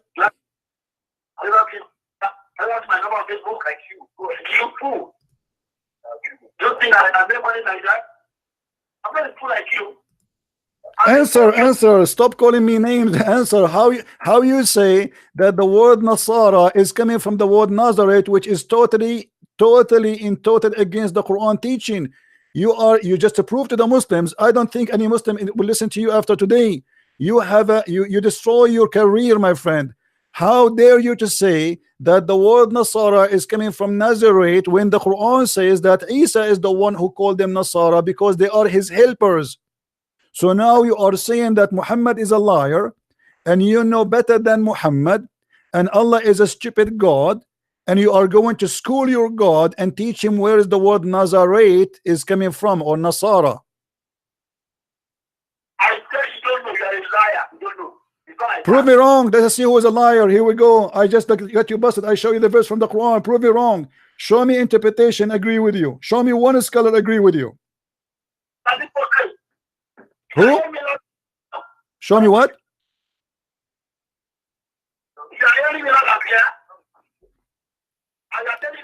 Do you have one scholar agree with you? Do you have any scholar he agree with you with your madness? Do you have any scholar agree with your scam? Can you show me one scholar he agree with you? Or you are making a new religion, it's called a new Islam, Nigerian Islam, to fool those poor African who do not know how to read Arabic, and you yourself you do not know Arabic, and you claim yet to be a sheikh. You are a shaky sheikh, my friend, and you've been squeezed like a lemonade. Don't ever think that you can teach the Christians about God. You have no God. You are a black person who worship a person who said that the black people are the devil. How dare you? Is it true? Is it true that your prophet he said that Shaitan is a black person? Is it true? Is it true that Shaitan is a black person in Islam? How dare you? You are a black, but yet you follow a man. He hate the black people.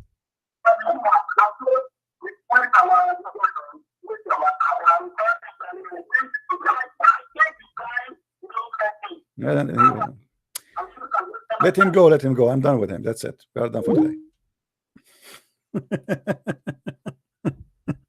We are done. Sorry. Potato.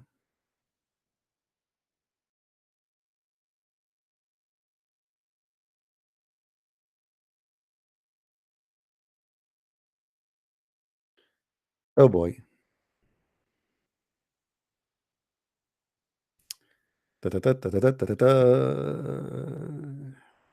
And this guy, he wanted like debate the Christians. I want to teach you what is a Christianity about. My name is Ustaz. Do you know what Ustaz mean in Arabic? Ustaz mean master. Really? Kung Fu master. I advise you to take a nap for the coming 2 centuries, because we left no bones of you is not broken. Master, ustaz, you are an ustaz. If you are an ustaz, who's an idiot? Those people are like copy paste, copy paste, copy paste. He heard somebody saying that he liked the idea. And by the way, I don't mind to say that Nasara are Christians. I agree, Nasara are Christians, but not according to Islam. You know what I mean? Nasara, we are not Nasara. But the point here, he is saying that Nasara, according to Islam, are not the true Christian. This is not what it says in the Quran.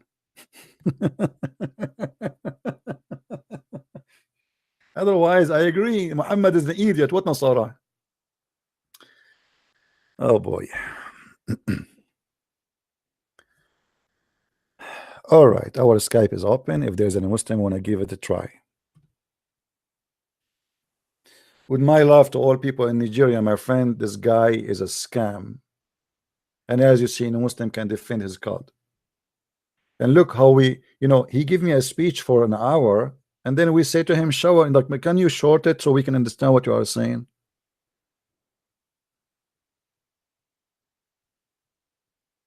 I say to him, why the angel did not say assalamu alaikum? He said to me, show me where he said not say. Well, what about you show me where he said? And then he chooses for me a verse from the Quran, chapter 96. We go there, it doesn't say assalamu alaikum. And then he says, oh, the Bible is the book of details. Really? Will the Quran have time to tell us about what the ant, she said to the ants? Which one is important? The ant, she said to the ant, or the angel said to Muhammad? Allah have time to tell us about the flying carpet of Sulaiman, and he have time to tell us about the bird who ran away, and Sulaiman was checking him, and he was upset why he's absent. But Allah have no time to say to us that the angel said to Muhammad, assalamu alaikum.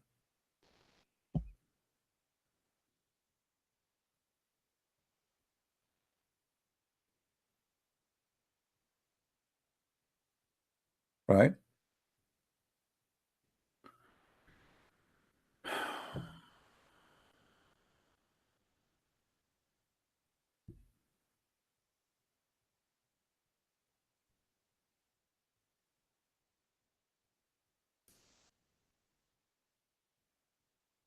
If you are a Muslim, would like to call me, let me know.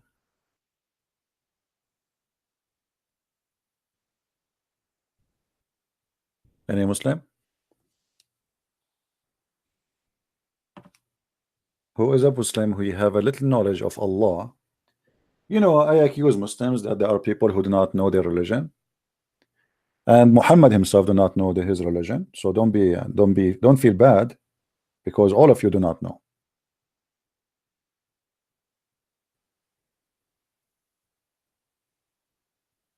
All of you do not know, including Muhammad.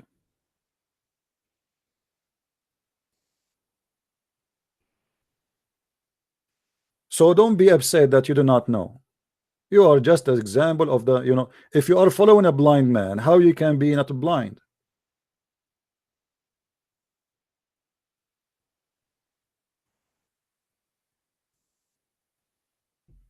Do we have any Muslim here who would like to call us and tell us something good about his prophet?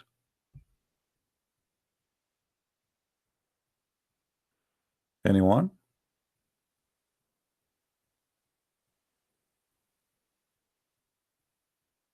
Any two? Any half? Who is a Muslim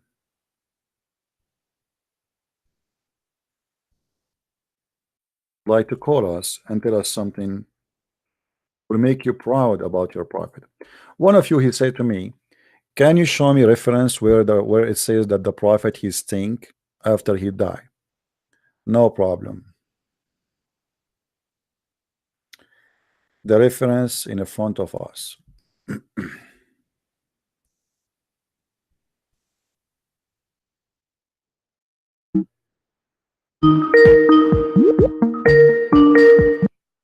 Hold on. Hello? Hold on. Hello. Christian Prince. Yes. How are you? I'm all right. I'm very sorry about the connection. I wish we can do better, but you stay there. Can you just make? Okay, I think maybe you can you? Okay, can you please go a little bit further and let's see how this is going to come out, please. Well, I just showed him the verse in the Quran saying that the Nasara, according to his prophet, are those who they are the helpers of Jesus. This has nothing to do with the city. He himself, he quote for me from the Bible saying this is about a city. So now, as long you believe in what is in the Bible says, not in what in the Quran, so I have a news for you. You are not a Muslim no more.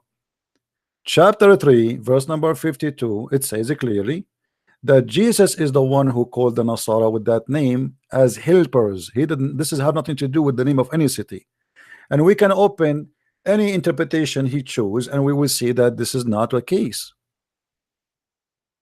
Okay, Mr. Jamiu, can you present your case about that? Let's see. I said if he's confused about Christian and Nasara, and he referred. My friend, I don't care who is the Christians. I don't care who is Nasara. Are you stupid or what? The Nasara is the Quran says that he confirmed the book is between their hands. But the Nasara are the same people in the Quran who believe that Jesus is God. Jesus is the Son of God, and Jesus is a crucified. So it doesn't matter what you try to say. Nasara are those who believe in Jesus as God. They believe in him, they believe in the Trinity, and the Quran confirmed that. So stop playing games. So the Nasara people believe in the Trinity, and they have nothing to do with the city of Nazareth according to the Quran, which means you did lie to us about that. And now we ask you again, how the Quran confirm that the book with them in chapter 2 verse number 89, which is the Nasara who believe in Jesus as God. Or can we do this? Mr. Jamiu, can you tell him what Nasara believe? Tell him the belief of Nasara. So tell him, maybe I'll tell you earlier on that the similarity between Nasara and Christians are three. Now, Nasara believe. I don't care about the Christians. Stop talking about the Christians. Stop talking about the Christians. Stop talking about the Christians. This is not the question. I am asking you now, who are they, the Nasara, which the Quran confirmed the book they have with them? The mic is yours.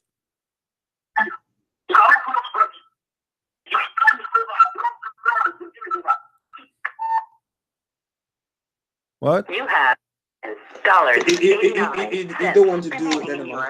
Okay, let him get lost. He's a coward.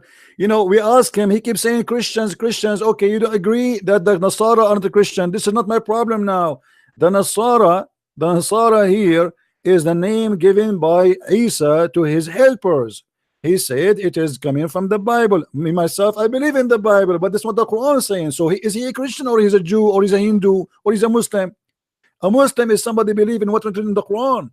But obviously this guy is mixed up. He want to prove a point from the Bible because the Quran is speaking the opposite, which means he take the Bible against the Quran as a book of trustworthy. That's mean he left Islam. Same time, he keeps saying to me the Nasara are not the Christians. I agree the Nasara are not the Christians, but still the Nasara, they are people who the Quran confirmed their book. And the book of the Nasara are those who believe in Jesus as God, as a son of God, and they believe in the Trinity, and they believe that Jesus was crucified. So who is the stupid here? How we can confirm their book with them, and their book confirm all the three things or four things we believe in it as a Christians? This is how stupid he is. This is why he's trying to avoid the question. Let me try him again and see. No, just let him go. Let him go. I have not time for kids. You know, this guy, he don't have no knowledge. He's a kid. You know, he's good to speak to those naive people who, you know, I saw his video. He go on the stage and start singing Allahu Akbar. You know, it's just a scam. They make money from this. This is a business for them. But they have no knowledge, and the Muslim themselves, they will torture him for what he just said. He just agreed that the Quran is a book of lies.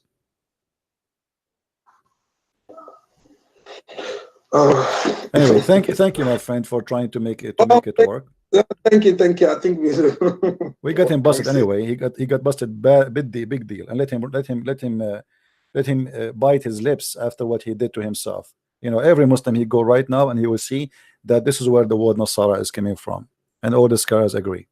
So either you go with the guy who claimed that Nasara is coming from Nazareth, which is coming from the Bible, as he said, and that means Muslims should not believe Muhammad's statement in the Quran, and they should not follow Muhammad no more. We should take the truth from the Bible. Or you as a Muslim believe that this is the book of the truth, and you believe what the Quran is saying. For him, he believed the Bible is saying the truth, the Quran is not telling the truth, and that's enough for us. So the Nasara himself believe that Jesus Christ is God. That's their belief. Yes, the Nasara, they believe the whole Quran. You see, this is how stupid he is. The Quran give us only two names. He never mentioned other name when he speaks supposedly about the Christians. So the whole Quran speak only about two groups, the Christians and the Jews. And who are the Christians in Islam? Are the one who call themselves Nasara. So when he say the Nasara are Jews, simply he is saying clearly that there is nothing called Jews and Nasara. He is saying they are one religion. But when we go in the Quran, we will find that this is not the case. The Quran confirm that there's two groups. One is called Yahud and one is called Nasara. So he is very confused about that, and maybe he got my book and he is trying to learn from my book, but I don't think so. He live in Nigeria. If we go and read the whole Quran, we will not find any third group considered to be following. If we read the chapter of Al Umran, all the chapter, which is a chapter speaking supposedly about Umran family, who they are a prophet family. All of this is speaking about two groups, either those who believe in Jesus or those who follow Moses. There's no other third party. So this guy, and there is the only third party is Abraham by himself, where it says that Ibrahim, he was not a Jew, neither a Christian. He was not a Nasara, and he was not a Yahudi. So this guy, he do not know what he's talking about. In chapter 2, verse 135, the same chapter actually, if we go just a few verses more, you will see it says, here we go. And they say, be a Jew or Christians. Here the word Christian is Nasara, and you see all the Muslims, they translate the Nasara as a Christian, but you don't want to accept that. Then you will be rightly guided. Say unto them, nay, but we follow the religion of Abraham, the upright. He was not of the idolaters. Okay, so obviously Abraham, he is neither a Jew and he is not a Christian. All right, so what is the third name the Quran speak of? There's no third name. That's it. Who are they? You know, if the Nasara are not the Christians, but those are the one who believe in Jesus as God, who are they? You know, if we go in the Quran, we will find again the Quran saying the following. Let us see what the Nasara believe and what the Jews believe. But he confirmed that the Nasara are Jews.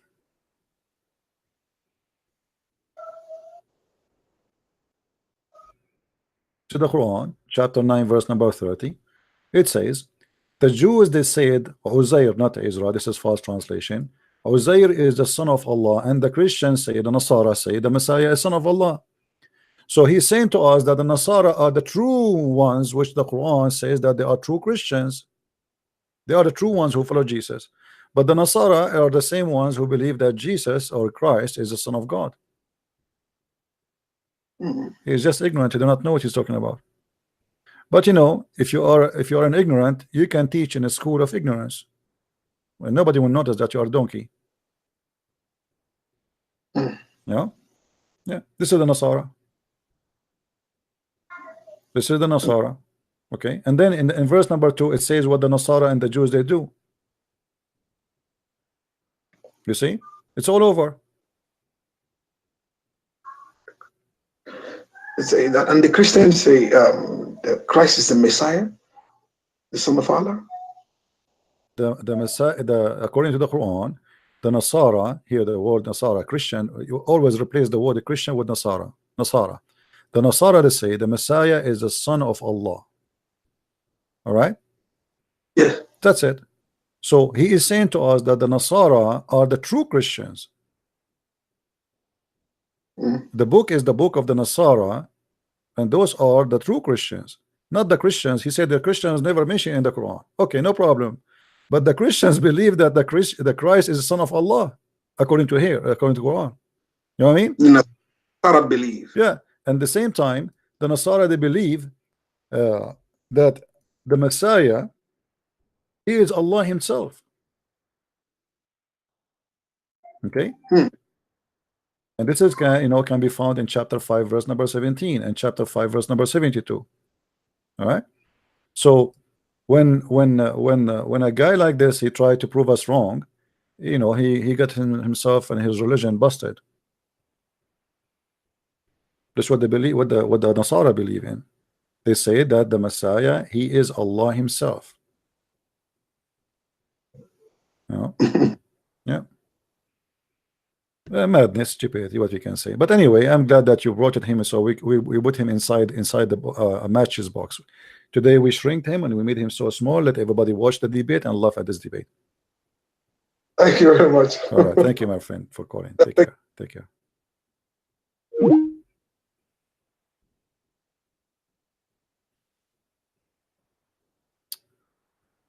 Okay.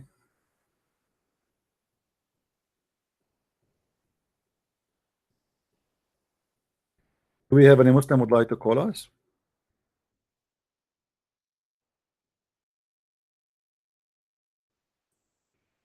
By the way, if you are a person trying to learn, I don't really get aggressive with Muslims unless they start playing games. But I will speak to you nicely and friendly, my friend. Don't worry. Be happy.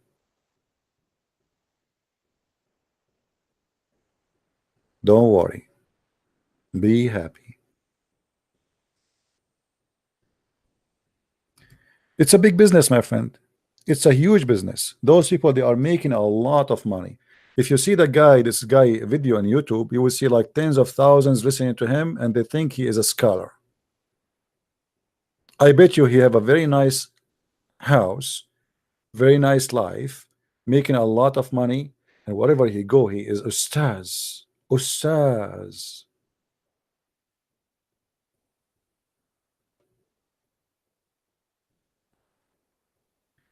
When Mimi has a debate with David Wood, you remember? 4 hours after, even before they sleep, they made a video saying, brothers and sisters, Allah, he said, those who give a good loan, Allah will reward them. What? So, brother and sisters, we are the one who defend the face of brother and sisters. What? Did not even finish the debate yet. Right away, they tried to make money of it. Why you are begging for money right away? And then brother Mimi, hijab, he start reciting this verse. Bismillahirrahmanirrahim. Who wanna give Allah a good loan? How are you, my friend? Hello. Yes. Yeah, I'm fine. I actually called you like a month ago. All right. And I told you like I want to stay anonymous, and I'm an ex-Muslim. All right. And we were discussing on like Jesus is like he was really peaceful towards his enemies. Like he said, love your enemies. And you told me like it was beyond peaceful. Actually, I was contemplating those things. What would happen to those people who won't follow the teachings of Jesus? You see, when we say Jesus said love your enemy, the love always have a limit, which means I love you, but you don't want me to love you, so then you deserve what will happen to you after. So when we say, let me explain to you, my friend. When we say that God he love us, doesn't mean that God he will not punish us. It doesn't mean that God he will not give us what we deserve. So God he can forgive you based on his love, not because based on you are good. This is why we say there is a forgiveness. So you commit sin against God, you do all kind of crazy stuff you do, and then you ask God for repentance and God forgive you. That is love. Then there's a time where no forgiveness is going to be given to anyone, because now you'll be given your time and you refuse to accept forgiveness as a choice of your own, so then there's a penalty, and the penalty will be harsh. So if you are saying to me those who don't believe, what will happen to them, I say to you, they will go to hell, as simple as that.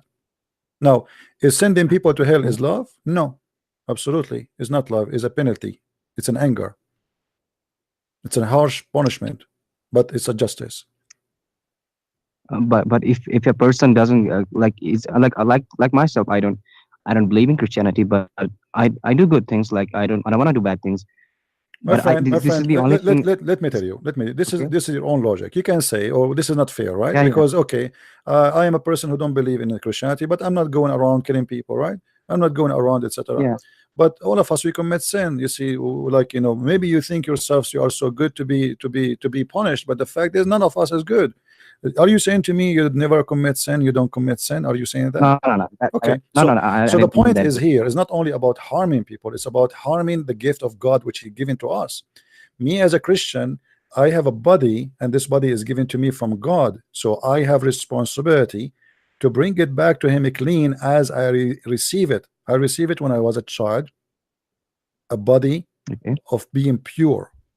So when you bring that body back to God, because He will take it from you one day when your life will be taken to you, and your body is Yeah. full of cracks, full of sin, full of garbage, then it's like, let us say, okay, you borrow something and you want to bring it back to me.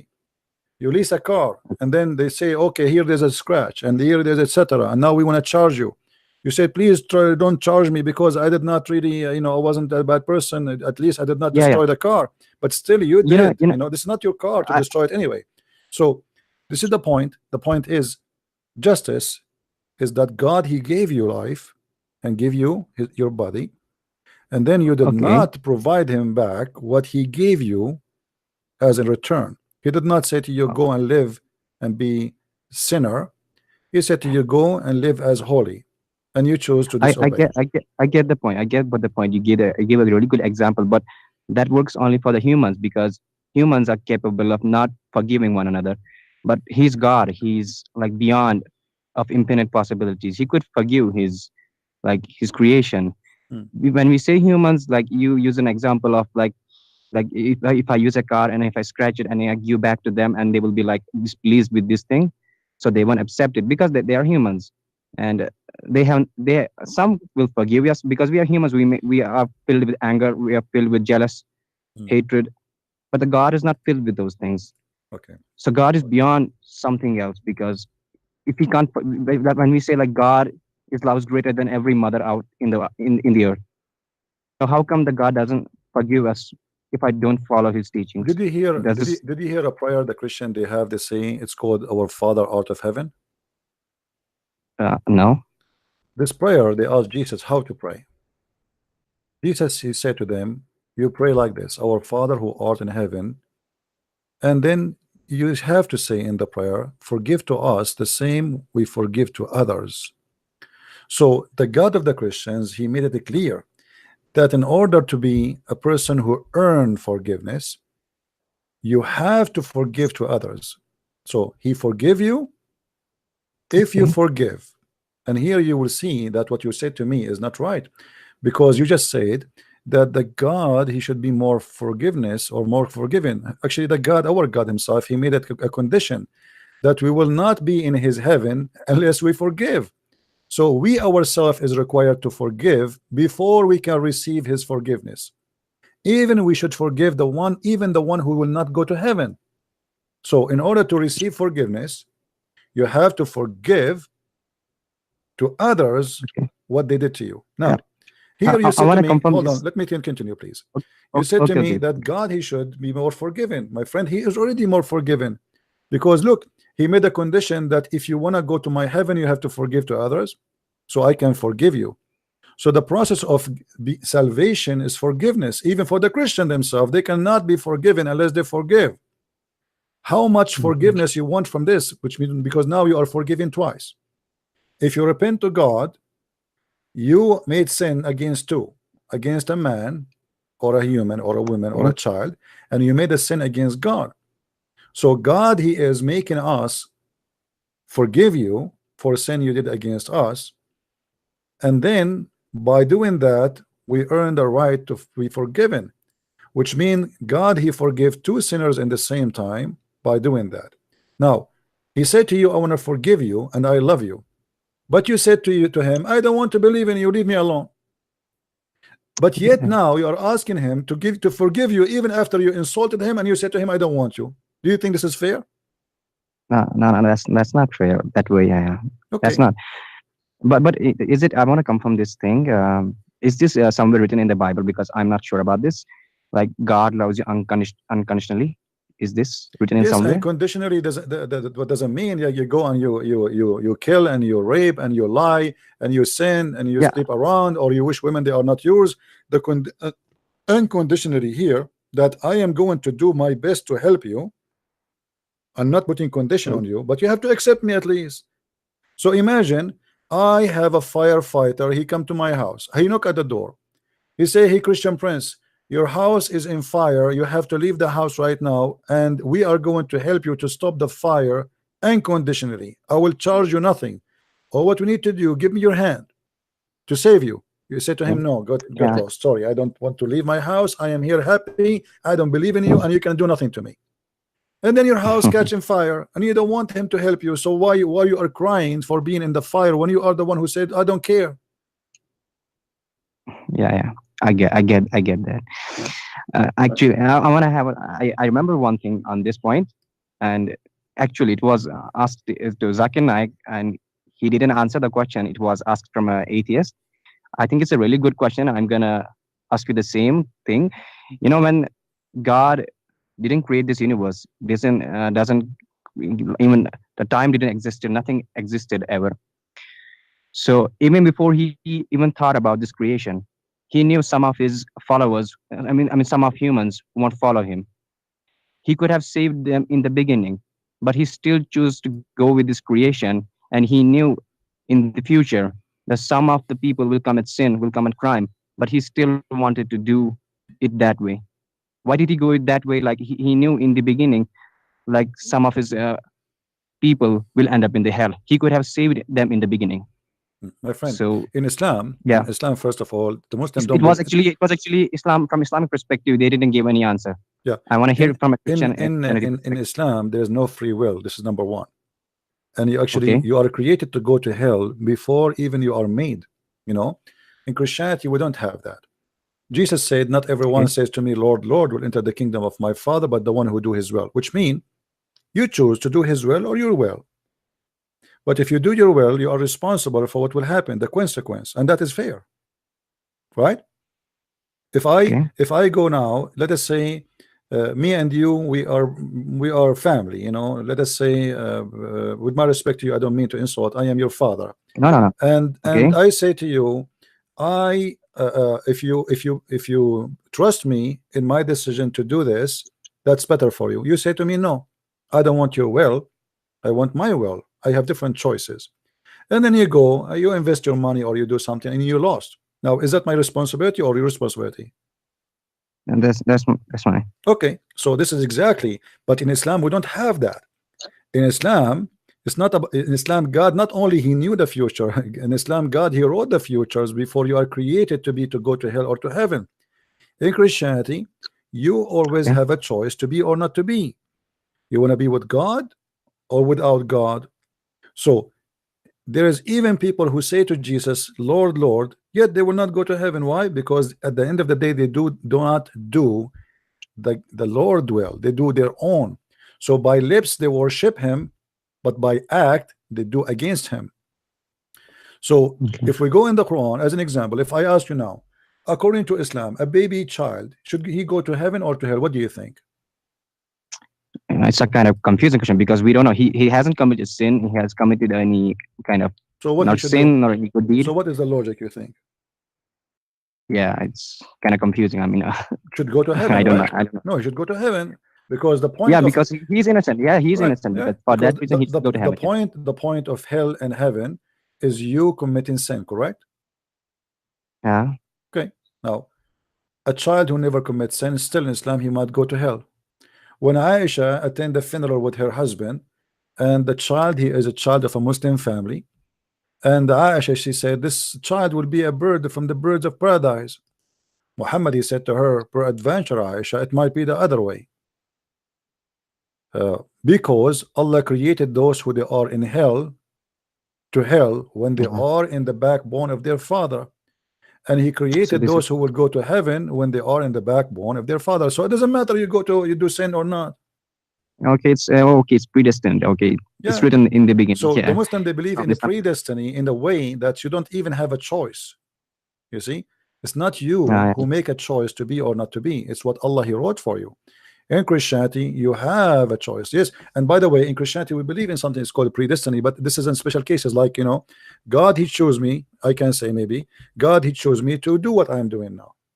But this is not about He forcing me. He chose me. He say, you know, like there's a special relationship between me and Him. I have a passion to serve Him. So, but somehow I am chosen to be serving God, but doesn't make me I'm doing something against my will. I choose. I agree with the will of God, because God, He said to us, you know, go and teach. Okay, so God, He gave us an order, but I can say I don't want to teach, correct? Yeah. Okay, so He told me go and teach. He will go. This is the order. Go and teach and preach. Okay, I say, okay, I'm going to go and teach. Okay, this is mean I choose His will, and I am just doing His will. But you will notice here that my will is in total agreement with His will, because I have the right to say no. I'm going to go and watch a movie. Yeah. All right. You are in the channel. Yeah. So in Christianity, we cannot compare between Christianity and Islam for a very simple reason. In Christianity, always you are the person who choose. You know, and you know about forgiveness. You remind me of Jesus when He was on the cross. He says, "Forgive them, Father. They do not know what they are doing." What do you want? They were not doing. Yeah. Imagine. You are putting nails in my hands, putting nails on my feet, putting me in the cross. I'm bleeding and making fun of me. And then I say, forgive them. They do not know what they are. How much forgiveness a human being can take, but still they want to abuse God. And then they ask, okay, what kind of God is God? He is, you know, He says you have a free will, but if I don't agree with Him, He will send me to hell. Yeah. But this is your choice. Yeah, this is up to me, my choice. Yeah. I think I guess some convincing reply. In the end, I want to have this another question, because I didn't get the point of this. Like, you had this Old Testament, and there was a New Testament. What is this about this Old Testament? The Old Testament is a book of history, and a book of God in the same time. Which means people, they went through many things in history.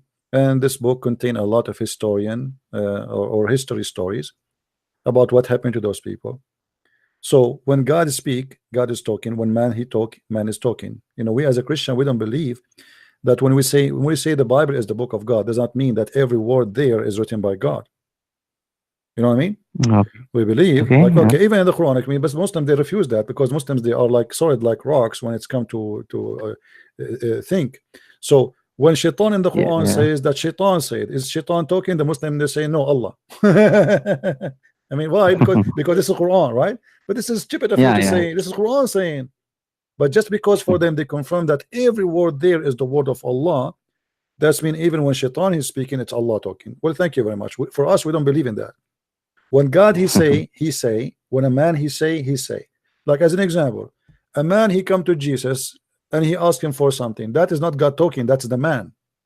Yeah, that's the man. It's written in the Bible. Yes, this is we consider this the book of God, but this is the man is speaking, and this is what he said. When God speaks, is the Old Testament of man speaking? Yeah, it's only of history. It's what related only. I mean, you said the man talking, not Jesus, like in the Bible. Yeah, was it in the Old Testament? Or it's also in the New Testament. It doesn't matter where, like, you know, when the book of Genesis speak about God speaking to Adam he speak. That's Adam speaking. Okay. Okay. I get it. Okay. But we say the book of Genesis is a worldly God, but this is not doesn't mean that Adam when he spoke he was God. Okay. Right? Yeah. Right. In some way in Quran it mentions we, which doesn't mean like God is a unification. We like that, and that's also confusing in Quran. Well, the we thing in the Quran is madness, because simply you ask the Muslim why Allah He say we, they say because Allah He speak about Himself as majestic like kings, but that's mean Allah He is lowering Himself here, making Himself look like king by using we? Is that how you make yourself majestic, by we? If you are the God of the universe, I mean, what we would do to you? That's silly, you know. The kings, because they like to show off, you know, we are kings, we showed our authority, so we say we. Okay, we got that, but you're God. I mean, who is going to be in competition with you? Nobody. So what we for? You know, we. If kings they bow down to you, and why you want to say we? What that will make of you? Like you know, we is like we are many and you are a few. Okay, so we. So it's a sign of intimidation. I want to intimidate you by saying we are coming after you, you know, and you say, oh, it's not one, it's many. We, you know, same time. The Quran, when he speak about we or I, you will notice the Quran sometimes say it is he. Okay, well, it is he or it is we. Sometimes you say it's mentioned he sometimes. Yeah, why if only it fit for Allah to be called we, why then he says it is he? So if we is the way to speak about Allah, Allah should not use he, because obviously it must be insulting. It's not fit for Allah to say he. So and you notice here in the Quran, when the Quran speak, supposedly Allah is talking, you will see that always speaking about someone else. Okay, when you say it is he and you are he, I mean, how silly is that? Yeah, so it's a contradiction, like he and we. What does it really mean then? Yeah, what difference will make? You know, what difference is going to make when you say? Sometimes, somewhere it's written like he, and it's like we. So what does it define? It's a madness. Yeah, so my friend, after leaving Islam, and you said to me, did you leave Islam on air or because you have nothing to do with my videos? I forgot, because many people they call talk to me. Okay. How you left Islam? You left Islam because of my videos or just a decision you made? No, I left like it was like 3 years ago. I guess 4 years ago. Okay. Maybe I was watching like many videos like mistakes of Zakir Naik, but I just realized that Islam was false. I was watching David Wood's video when he mentioned these verses, like a lot of things, and I got confused. And slowly, I first started believing like they are like misinterpreting the things. Like the Christians online, they want to show a bad side of Islam, but the scholar didn't came with a good answer. I went to the imams and they said the same thing. Yes, somewhere saying the truth, and somewhere not. And later on, I realized it was a fake religion, because mostly in the chapter 9, like it's the most violent religion, like killing people, fight Jews and Christians, and this was completely wrong.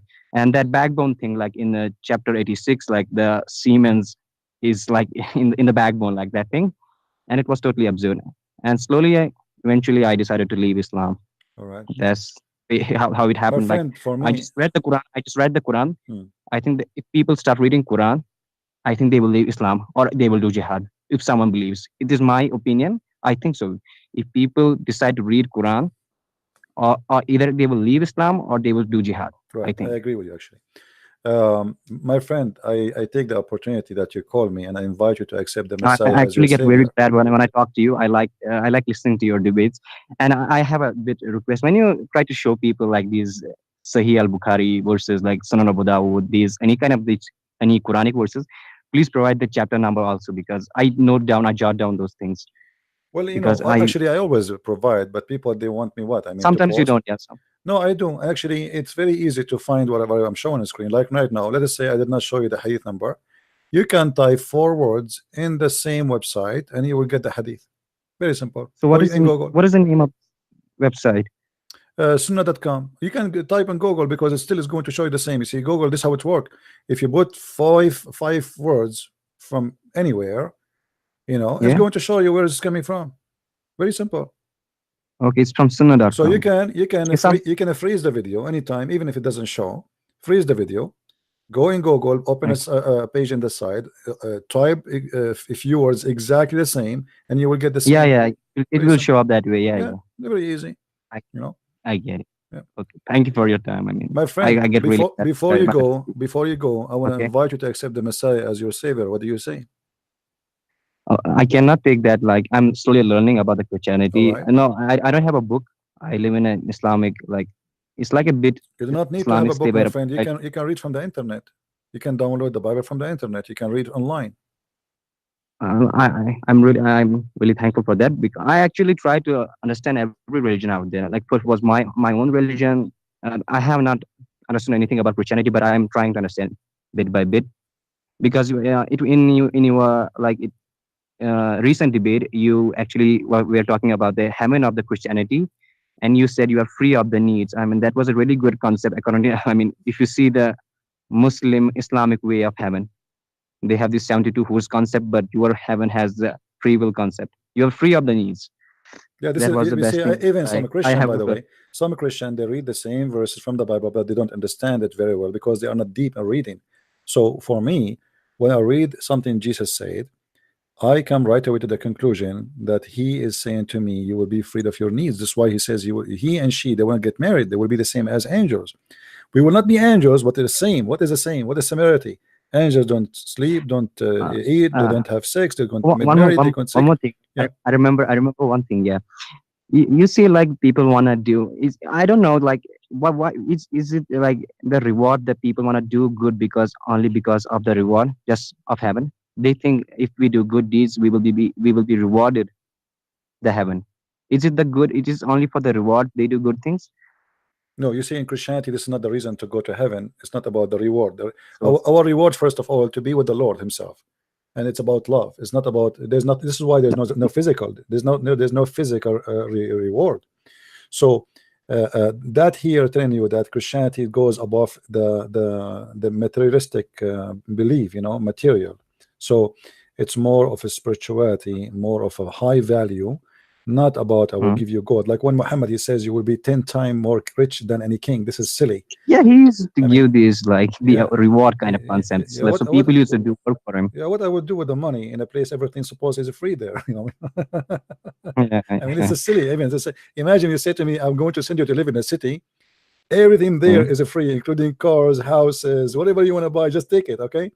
And then you say to me, I will give you a lot of money, but nobody take money there. This is stupid, So yeah, so you will notice that when we listen to Christ's teaching, you will see how deep, how amazing, how beautiful the thoughts and the wisdom. And when we listen to Muhammad speaking, he speak about penis. Your penis will not sleep, and your woman, her ass will be 1 mile, and her vagina fit for that, and Allah will give you the power of 100 men.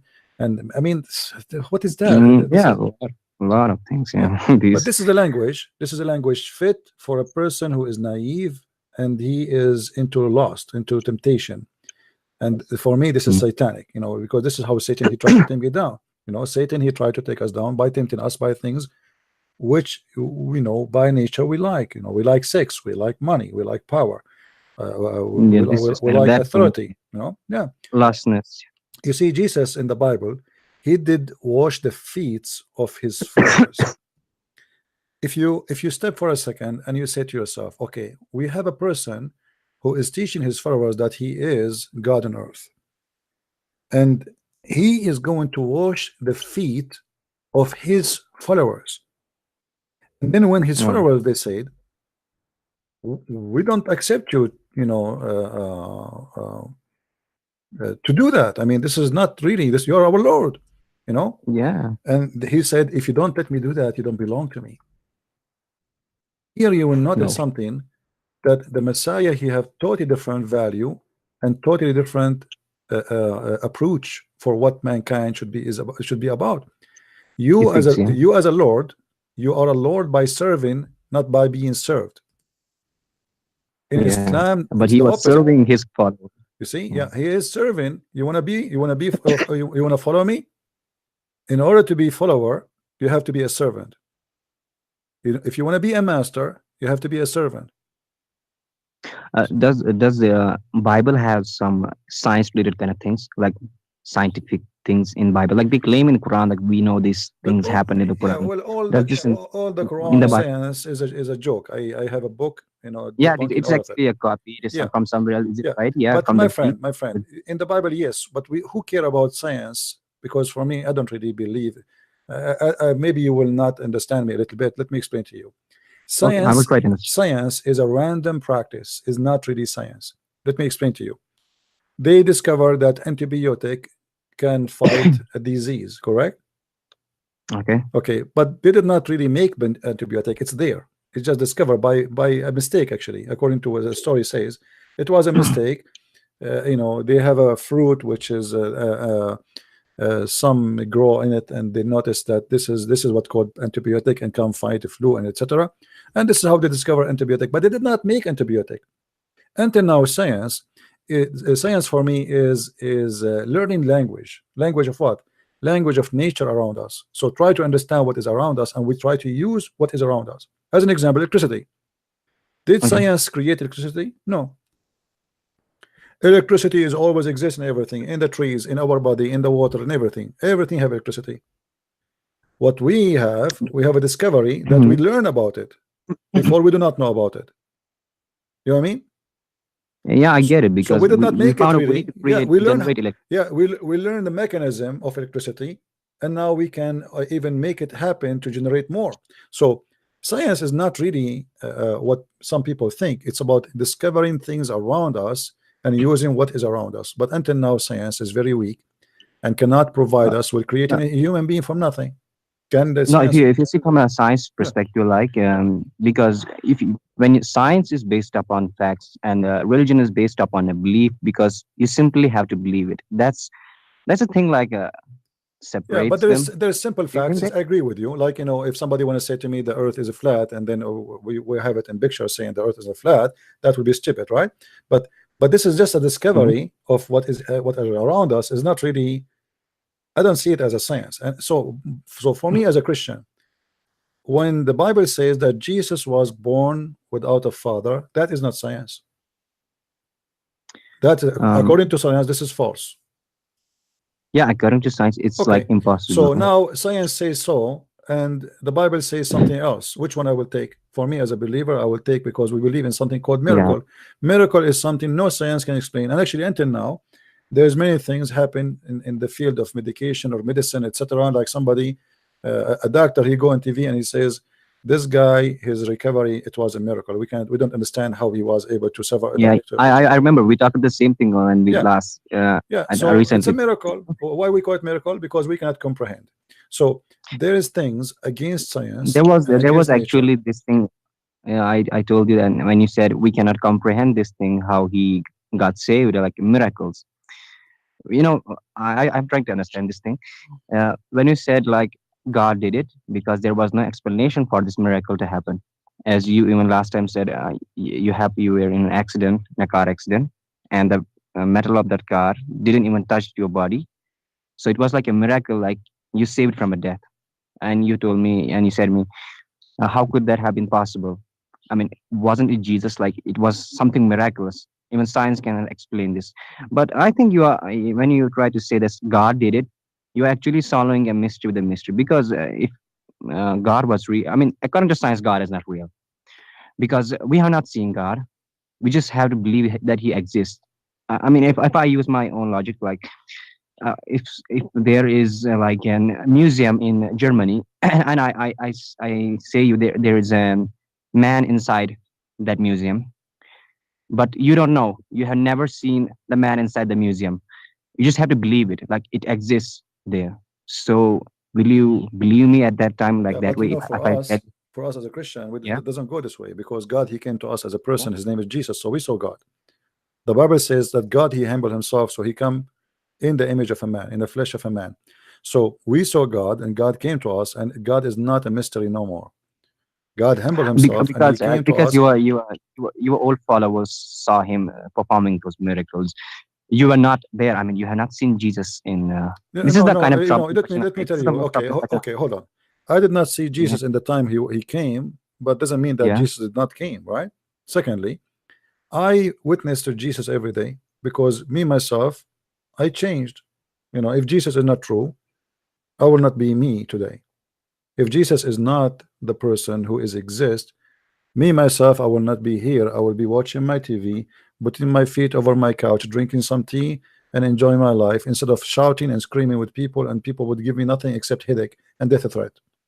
So Christ, you know, you remember you said, if you read the Quran, one of two things will happen. Either you became a Muslim or you do jihad, you start killing people, right? Okay. Yeah. So look what I think happened. That means shaitan is exist, because shaitan, he convinced you to kill people in order to go to his place. That's mean God is exist too. I read my Bible. I became not a person who want to kill people, a person who is peaceful, and he love people to the point he want to give his time, his life, to save as many as he can. Muslim, they threat me, they want to call me. You can imagine how many death threat I get every day, right? Yeah. Okay. If you are in my place, you will be terrified. You will say to yourself, why I want to do this? I mean, this is really horrible. Yeah, sometimes I get into debates with my friends too, and then I know people, even they don't even want to talk to me. Even they are Christian, they don't even want to talk to me. They don't want me to go even to go to their house, because they are afraid, because I'm a Christian prince. You know, I remember once a Christian family, they were watching TV, and then I spoke in the TV, and the guy, he said, this is your voice? You know, I said, yeah, this is me. The second he noticed that it is me, the whole face of the family changed, and then I left, and since then they never said hello to me. You know, they never said hello to me, you know, because they are scared. So what we do is extremely tough, extremely harsh, but yet if not Jesus who is making me do that, I will not do it. I me myself, I changed. I used to be a person who look for a fight. If I walk in the street, if I see two people fighting, I jump in the fight, even I do not know who's fighting. So I believe that God is true, and he changed our life, and he make our life better. And always, you know, if you want to seek to know where God is, he will present himself to you. But this is why Jesus said, knock at the door and I will open for you. But the problem is, I don't know if you saw a comedy show where a bunch of people, they come to the elevator, and there was a woman there, and then the guy came after, and he stand next to her waiting for the elevator, and then the third guy came, and the fourth guy came, and the fifth guy came, and the sixth guy, and now became 20 waiting for the elevator to come, and the elevator is not moving. But nobody asked the first person if she pushed the button of the elevator. She is not going upstairs. She is waiting for somebody to come down. So she did not push the button, and now everybody assumed that the first one, he pushed the button. So you want the elevator to come to you, but you don't want to even to push the button. Okay. Give me a suggestion. Like, how should I study the Bible? Like, it has this book Genesis, like other chapter Genesis. My friend, how should I start? If you want to read about the history, yeah, I want to understand the Christianity. Yeah. The history. This is, you go from the book of Genesis, and the book of Genesis, by the way, like when the book of Genesis speak about how God created the earth, there's some, they say, oh, this is literally word by word. I believe not, because if God want to speak about how he created the whole earth literally, he will give us thousands of books. Because imagine if we want to speak about how the eye function, there is like maybe 1,000 books to speak about it, right? I mean, to finish to be a doctor, just to be specialized in the eye alone, you have to study tons of books. So when God he speak about the creation of the universe, he's trying to make it simple for us, that I am the creator, I am the one who created everything. This is how it happened. So the books in the Old Testament teaching you about God, the establishment, his existence, and then the history. If you want to read about, let us say, something will be, let us say, more practical for you today, I believe it is in the gospel, in the 4 gospels, because Jesus, he came to the earth. You see, the Old Testament, it was to prepare for Jesus to come, and now the Messiah, he came.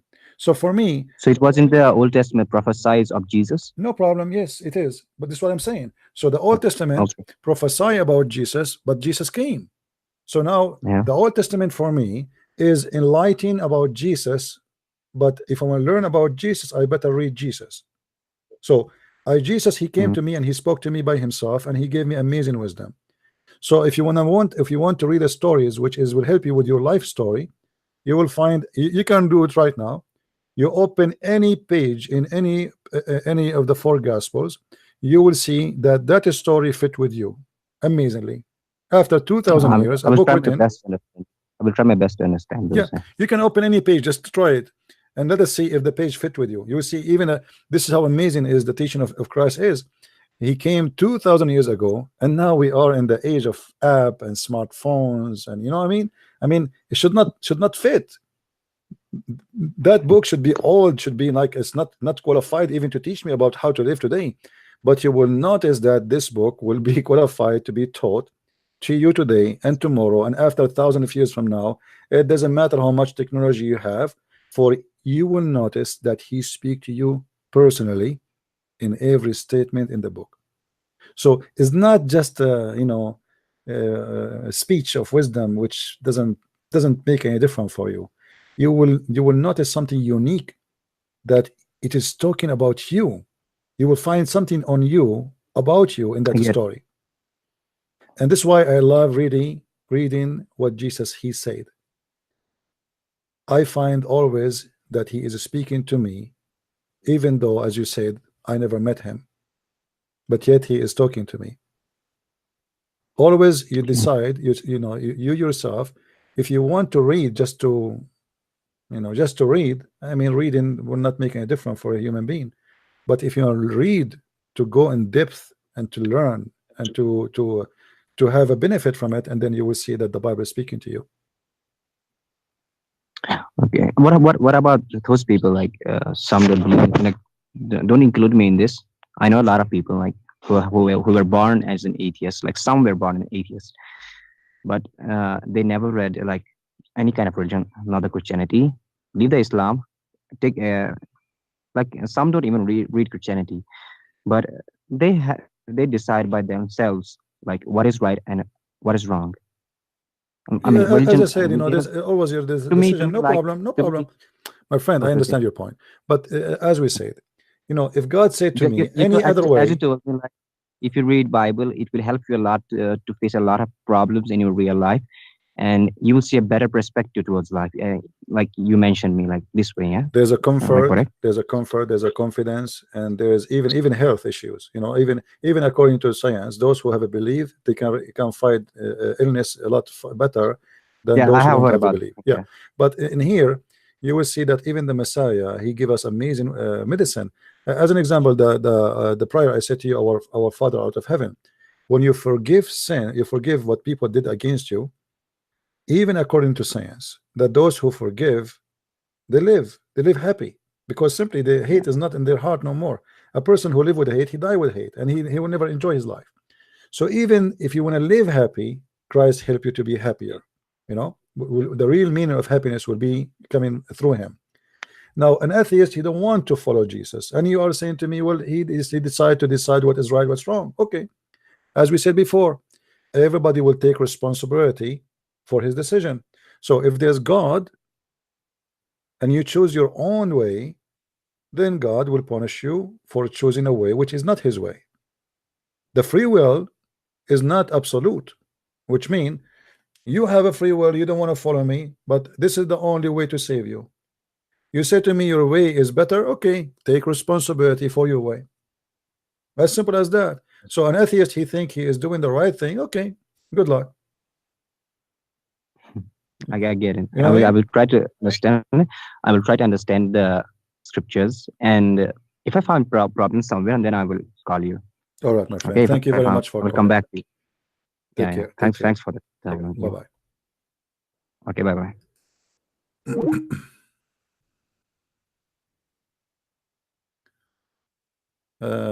Rob. It looked like my Skype is frozen somehow.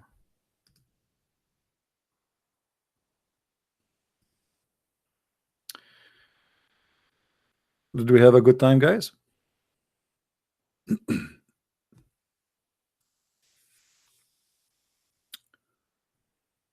Do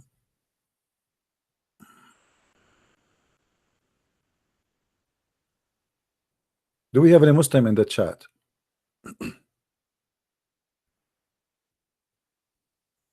Do we have any Muslim in the chat would like to call us?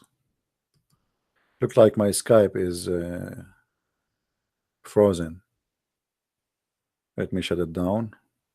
It's not even shut it down. I mean, how is going to shut down and I did not say inshallah? How silly I am.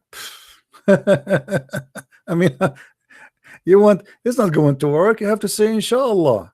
I mean, what's wrong with you? I always do this mistake. This is why, because of inshallah, we have no electricity in the Middle East. Because of inshallah we have no jobs. Because of inshallah we have terrorists. Because of inshallah we have kidnapping. Inshallah working greatly. Hello? Hello? Hello? Hold on, I restart my Skype so he will not hear me. Hello? Yes, my friend, go ahead. Oh, hi, how are you? I'm fine. Yeah. My question is about Tawhid. All right. Okay. The thing is, you know, when you talk to Muslims, they like to say, oh, Allah is Tawhid, Tawhid, Tawhid. But the thing is, what is the exact meaning of Tawhid? Because I know what they say it means, but I mean, in the Quran, how is it like Tawhid like represented? Well, Tawheed, my friend, is a word mean unification. And Muslims, obviously, by choosing the word Tawheed, they choose a word totally the opposite from what they try to claim. Because the Muslim, they say, when you say Tawheed, you are speaking about unifying, right? Oneness of God. Yeah. But the Tawheed does not mean that. Tawheed is a word mean unifying, you know? So if you go in the dictionary today, they will say to you Tawheed mean, because they are copying what the Muslims mean by monotheism. But the fact, if we go down, we will see that this is about unifying something. It's not about one God. It's about unity. You see, unity. You see, unity. So always it's come as unity. You unite things together. If Allah is one, you don't do unification. Yes, but so if Tawhid means like unity, so it's Allah with whom? It's what? So if Tawhid means unification, so Allah is doing Tawhid with whom? Yeah, but this is why I say that the word Tawheed is a wrong word to present Islam as the Muslims that try to claim that they believe in one God. So they choose the wrong word. Tawheed. So Tawheed. Who's the other person then? Yeah, Tawheed fit better with somebody. Maybe he's a Christian. He speaks about the Trinity. Exactly. You know. Yes. But does not fit with Islam. But because they are ignorant in their language, they're ignorant about the religion. They choose Tawheed, and I say Tawheed mean we believe in one God. But the fact unification, the word Tawheed is coming from Ikhad. In the Bible, it says that the man will leave his family and he will be one with his wife. Ikhad. And this is what Muhammad said in the Quran. قُلْ هُوَ اللَّهُ أَحَدٌ. This is Ikhad. Say Allah is Ikhad, but Ikhad does not mean one. Yeah, it doesn't mean that. You know, Ikhad, if you type the word Ahad in the whole Quran, you will find all the translation. They translate the word Ahad as a word mean one of. Here we go as an example. Any verse, a challenge to any Muslim. Chapter 2 verse 102, chapter 2 verse 136, chapter 2 verse 285, chapter 375. It's all over. I mean, all over. Look how many. I can show you hundreds of verses speaking about the word Ahad, and always the word Ahad. As an example, this is one short. Chapter 4 verse number 152. This is the word Ahad in front of us in the screen. Oh, you don't see the screen, guys? Okay, yes, I see it. No, I don't. Okay, now you see it. Sorry for that. Okay, chapter 4, verse 152. It says, وَالَّذِينَ آمَنُوا بِاللَّهِ وَرَسُولِهِ وَلَمْ يُفَرِّقُوا بَيْنَ أَحَدٍ. You see Ahad? Okay, this is Ahad. This is the same verse. The Muslim, they say, قُلْ هُوَ اللَّهُ أَحَدٍ. Say Allah in chapter of Al-Ikhlas. Say that Allah is Ahad. Okay, but Ahad cannot be a word mean one. It mean one of. Click at the translation. And you will see it says any of them. Do you see how they translate the word Ahad? Wow. Any of them. So one, he must be one of others in order to be God. Any of them. And that, you know, here you will find Muhammad is very confused using the Jewish word without knowing what this is mean. He thought this is mean the oneness. And then Muhammad again, he copies someone who is one of his writers, where he said, blessed be Allah, the best of the creators. And then Muhammad, he liked that sentence. He said to him, write it there. And the guy, he decided to leave Islam when he heard Muhammad saying that, because he said to him, I am the one who said that, not you. He said to him, this is how I say it's given to me too. So Muhammad in the Quran, as an example, in chapter 23 verse 14, he said, and this appears in more than one verse in the Quran. He said, "Blessed be to Allah, the one, He is the best of the creators." But hold on, if Allah is one God and He is the only creators, so how He is the best of the creators? Exactly. The Muslim, they try now to give you their own fiction explanation that, you know, if you create a table, if you create a chair, I mean, how? Hold on. Allah is saying to me He is better than me in creating chairs. What are you talking about? What does this have to do with it? The creation in the meaning of religion is about giving life. Exactly. It's not about making a table, you know. Jesus said, "I create for you from the mud. I make a form of a human being, or sorry, a form of a bird, and I breathe into it, and I make it a living bird." That is a creation. Yeah. Jesus did not make a mud and that became a status, and that is a creation of a status. That's false. So creation always in Islam is about you giving life to something. This is why the Quran says that how you worship somebody, you don't even know how he cannot even create for you a fly. So what the Quran is saying as a standard, that if you want to worship somebody, at least worship somebody He created a fly in chapter 22 verse number 73. Oh man, here is a parable set forth. Listen to it. Those on whom beside Allah you call not creating even a fly. So what Allah here is saying, supposedly, if they can create a fly, okay, worship them. Yeah. But if they cannot create a fly, and even a fly, if I stole the food from them, they cannot get it back. All right, which is good. So here you are saying to me, if you can create a fly, and the reason he mentioned a fly because it's so small, supposedly, which means a fly and above. So yeah, you cannot even create a fly, so he chose something very small. Okay, Jesus, He created the bird. So now you are saying to me, if they can create a fly, worship them. yeah. And then you say to me that the Muslim, they say that Allah, He gave the power to Jesus, He gave him permission to create, but that will not change the fact that He's a creator. You know? Yeah, exactly. Yeah, I am the one who created. It's not, he did not pray to Allah, and Allah, He says, okay, I will create for you, I will do your request. No, the Quran says, I will create for you by the permission of Allah. That won't change anything. You know, here we go. I am here getting Allah busted every day. Can you say to me that this is by by the permission of Allah? No. Yeah. But you know what's funny is, you know, in the book of Isaiah, God says like He will not share His glory with anyone, and they're like saying, "Oh, Allah said, Jesus, you can create a bird," but it's like sharing His glory. So that's proof like Allah cannot be God. That's just stupid, you know. Yeah, a Muslim, he says to me, I don't know if he's a Muslim. He says, where in the Quran? Tell us where in the Quran and the Hadith it says that Allah is the only creator. Yeah, for sure we can show you. You know, the Quran confirmed that Allah is the only creator, which means this is a contradiction for what Muhammad he said in different place. If we go in the Quran, we will find the following. There's many verses actually. In chapter 2 verse number 29 it says, it is He who created for you everything in earth and heaven. That's it. So how He is the best of the creators? This is He who created for you that all in earth, and then He finished the heaven. So is He the only creator? Obviously the Quran is saying that, but then in the different verse says He is the best of the creators. Yes. And that does not make sense, because if there is no other creator and you say I am the best of the creators, that's mean you are lying. Exactly. All right, my friend, thank you for calling. Oh, but CP, Yes. CP. I have another question for you. I was listening to a live you did like a few months ago, and you said like Allah doesn't remember what He created first. It always was the tree or the stars. What verse are you referring to?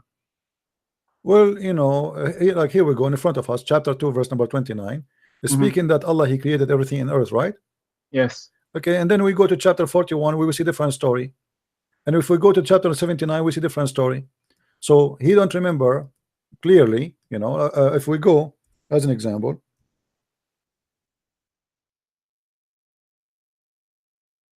in chapter 41 verse number 11, you can read it from verse number 9, you know, where it says that He created everything in earth, and then He created He said the mountains standing firm in the top of it. So here now he created the mountains first, etc. Right? And then after that he went to the sky, and the sky was a smoke. Right? Okay. Now we go to different verse. We will find in different verse Muhammad is saying the following.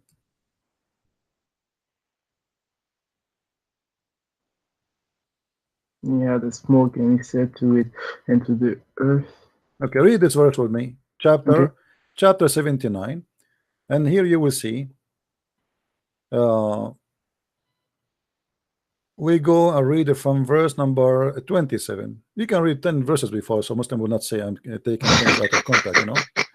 You know them. Are you the harder to create, or is the heaven that he built? Then he continue. So he started what with the heaven? He raised it high above, and he ordained it. And then he made the dark night therefore, and brought forth the morn, which means he created the day and the night.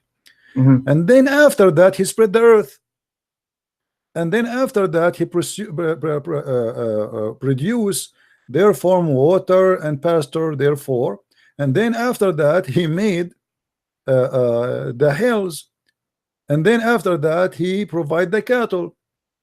All right. But if we go to the other verse, it says the opposite. It says that the heaven was the last to finish. He finished all the earth first. Okay, he created the earth in 2 days.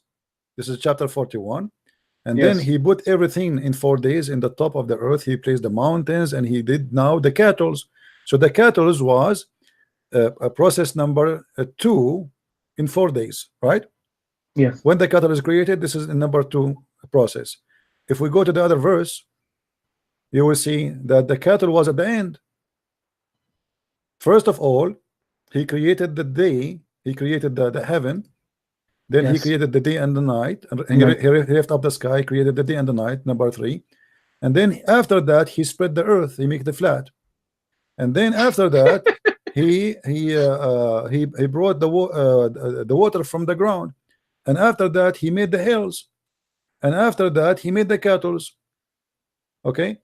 Yeah. If we go back, look, now he is in, after he made the mountains, after he created the earth, he made the mountains and the pastures and the grass and the animals. And then he went to the sky, and the sky was a smoke. And then he completed as 7 firmament in 2 days. And what he did in that, then he created the stars, and then he created the lamps, which mean the stars. Until now the sun does not exist. And this is total contradiction of the verse again in the other one. So which one? Facts. I mean, yes. And not only that, Muhammad, he cannot stop from doing poo as usual. If we go to Muhammad, he says,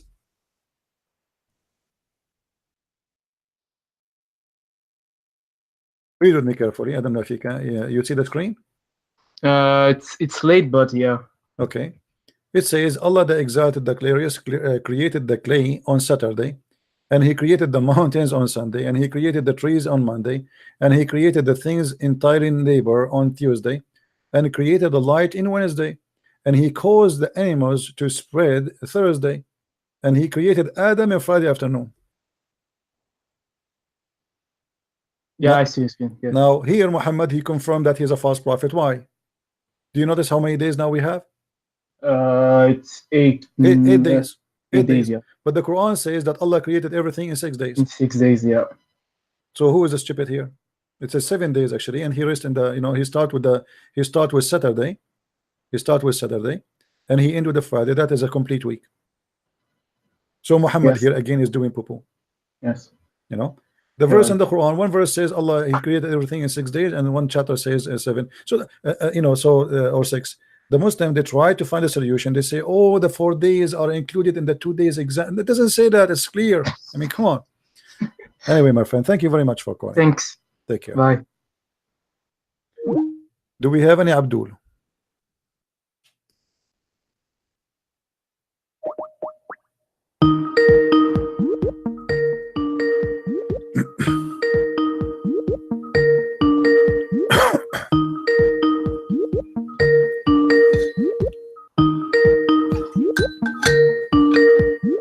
All right, look like nobody there. Hello? Christian Prince, can you hear me? Hey, my friend, sorry I could not take your call because I have an ex-Muslim was speaking to me. Okay, just let me do something. Wait. How are you, my friend? I'm all right. Can you hear me? I hear you. Go ahead. Hello? Okay.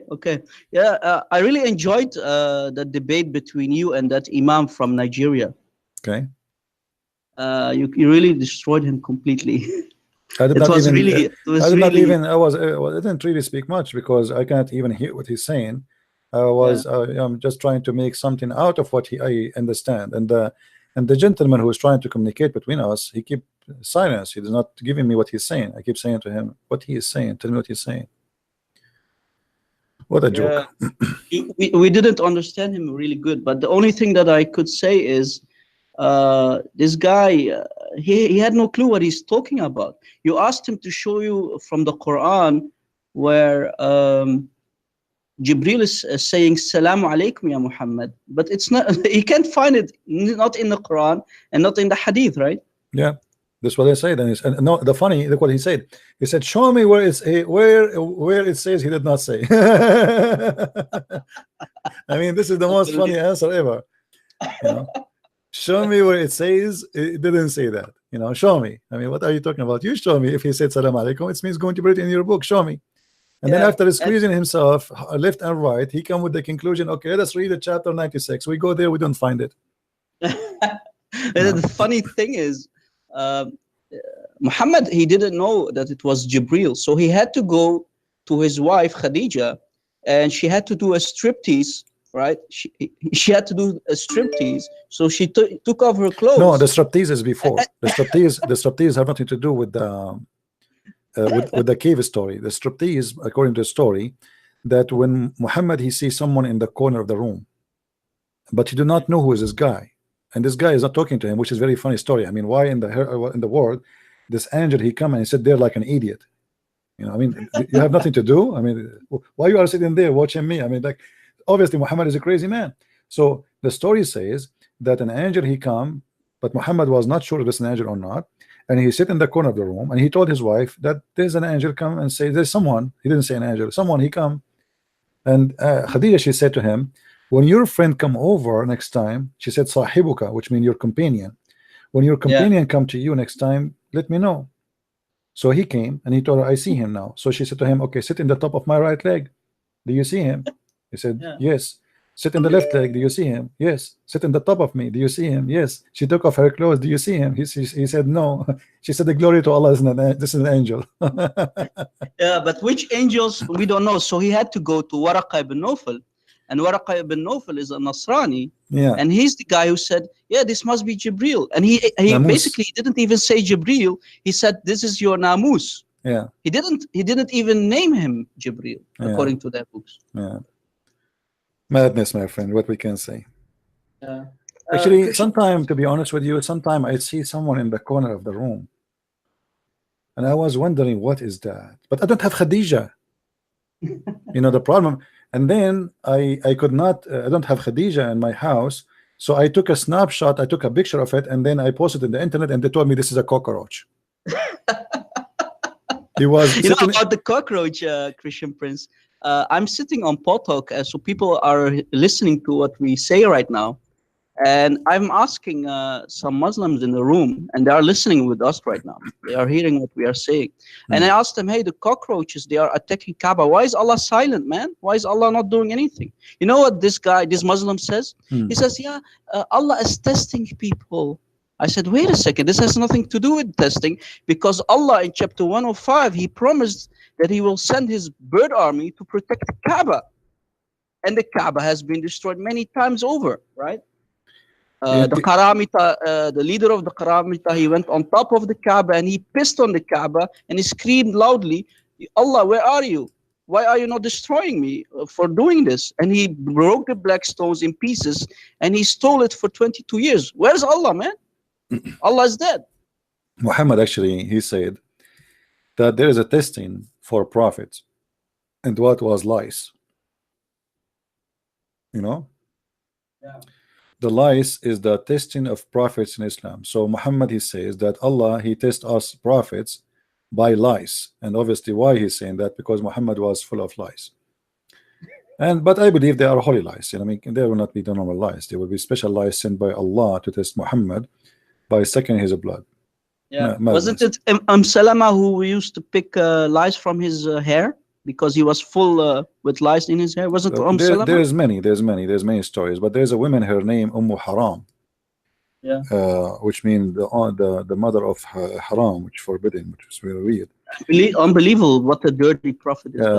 And he used as you see in the hadith here, Yahya related to me from Malik, from Isa, etc. Abi Talha, he said that Allah Messenger, may Allah bless him, blah blah blah blah. He visited Haram, Bintu, etc. and she fed him, and she was the wife of Ubaidah. One day the Messenger of, may Allah bless him, grant him peace, called her, and she had fed him and sat down, and they lost his hair. By the way, here it says Yufali, which means taking lice from his head. What they lost mean? I don't know what this word mean. Do you know what they lose? What does that mean? Do you see the screen? Yeah, let me check. Yeah, the lice. Lice is you know, insect which lives in your hair. So she is taking. So the translation correct then. Okay, so she is taking the lice from his head, and obviously his head was a very wonderful head. And Allah is, if Allah could not protect the head of Muhammad from the lice, I mean, what do you expect? Yeah, Allah did not protect the head of Muhammad, so how can he protect the Kaaba, man? Yeah, I mean, come on, bro. There's a Muslim trying to call me, so I will let you go, my friend. Sorry for that. All right, take care. I enjoyed the debate. I was really laughing. Thank you for calling me back. Thank you, my friend. Take care. I respect you, and God bless. Take care. Bye bye. All right, we have a Muslim trying to call. Look like it. You know, when you see somebody speaking to me, my friend, don't call, because simply I cannot take two calls in the same time. Have patience.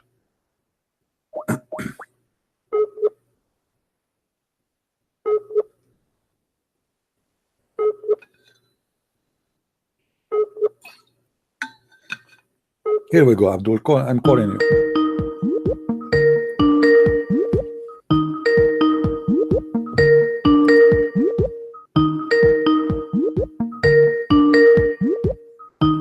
You want to answer or not? I have headache from Skype, by the way. I mean, can they change? I wish they give us an option to change the ringing. I want to switch it to Allahu Akbar or Inshallah. Okay, you keep calling me, and now I call you, don't answer. Okay, take care.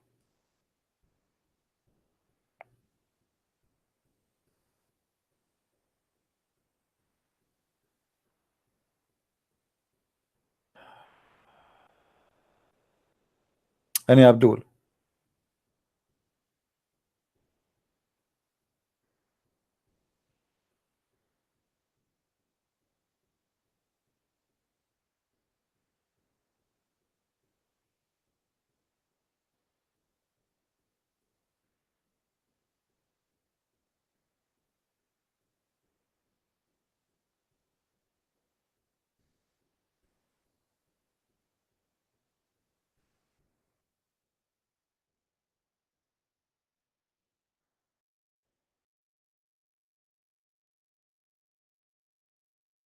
Any Abdul?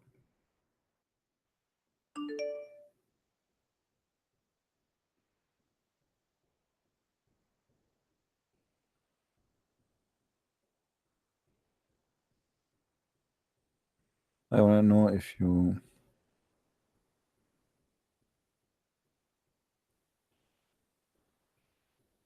Well, Islam is not really a religion by itself. Islam is a collection of cults. And in the time of Muhammad, there was many. It's a great business. You know, anyone claim to be a prophet. It's a business. It's a great business. You know. I get your question, my friend. There's no need to call me. Until now, actually, now, if you say you are a prophet, do you know how nice the life would be for you? Right now, there's many people, they claim to be prophet, and they are supposedly, they claim to be Christians. They have fancy life. You know, there's many naive people believe them. You know, I mean, always, if you claim to be a prophet, it's a great business. There's a guy, he used to be in Florida and he died. He claimed to be Jesus. Anyone remember him? And he have very beautiful women as bodyguards. And their skirt is 1 inch.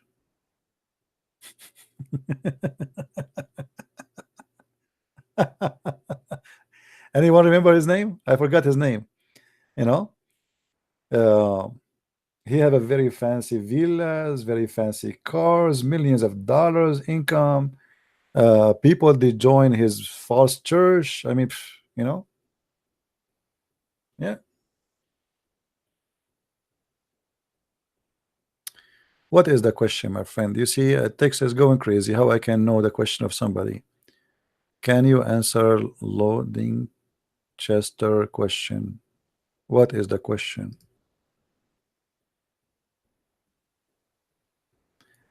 I mean, look at me, the poor me. I have no bodyguards. I don't even have a wife. Can you give me the hadith versus a story about Muhammad crops was decided? Okay, no problem. Okay, my friend. But do you speak Arabic? Because all the references are in Arabic. I don't know if you speak Arabic. I will give you the link. All right. But let me show you first where it says before I give it to you, so you can, in case you do not know Arabic. You can find in English. I don't know. I don't think Muslims will translate this Arabic. وقال العباس إن رسول الله صلى الله عليه وسلم يأسن كما يأسن البشر. So you have to count. Let me show you the page as it is. This is how the page. You count the first 2 lines, 3 lines, and then line number 4, and you start from here. All right. Yeah.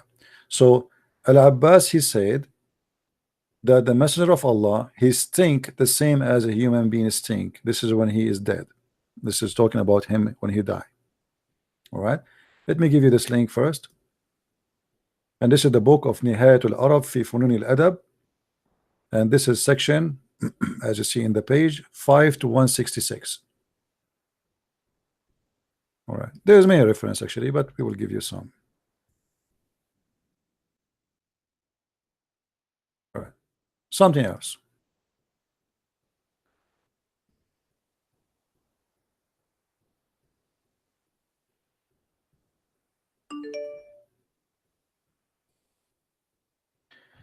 Actually, this page here, it says the hadith about the prophet, he stink the same as all a human being they stink.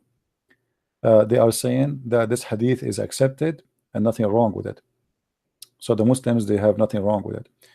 Wallahi innahu la ya'san kama ya'sanu sa'ir al-bashar. So Ibn al-Abbas, he said, Al-Abbas, which is the uncle, he came in and he says, let us read together. وإنه لما دخل عليه العباس عمه حين مات ومكث 3 أيام قبل أن يدفن وكان وضعا يديه على أنفه. Let me open Google translation so the Muslim will not say I'm making things up. Guys, don't call me. Hold on. Just hold your horses. I mean, you think I can talk to everybody? How many people are answering at the same time? Don't you see me? I'm answering somebody. Have patient. Like, what do you expect me to answer everybody? One by one. So we go to Google translation. Google.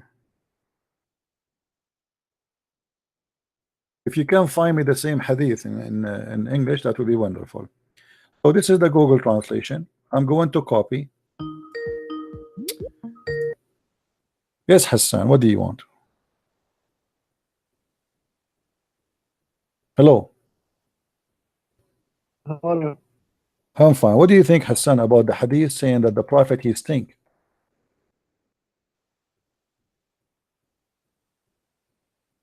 Are you there?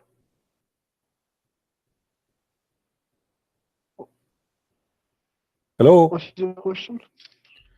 Hello, how are When you? your prophet he passed away, the prophet was not buried. As long as you speak English, you speak Arabic and English, that's wonderful. Guys, stop calling me, otherwise I will block you. Don't call me. I am live on air. What's wrong with people? My friend, read with me. Do you see the screen? Wait a second.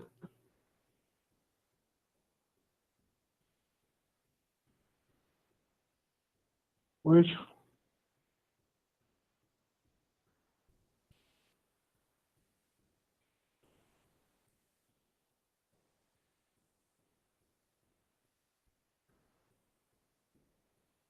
What's wrong? I'm going to stay away for 10th century. Just the connection is so slow. I will read for you until the connection come. So this is when your prophet he died. When your prophet he died. Okay. Yes. It says here in front of us in this hadith, ولما دخل عليه العباس عمه حين مات ومكث 3 أيام قبل أن يدفن وكان واضعا يده على أنفه وقال له عجلوا بدفن صاحبكم والله إنه ليأسن كما يأسن البشر. Translate.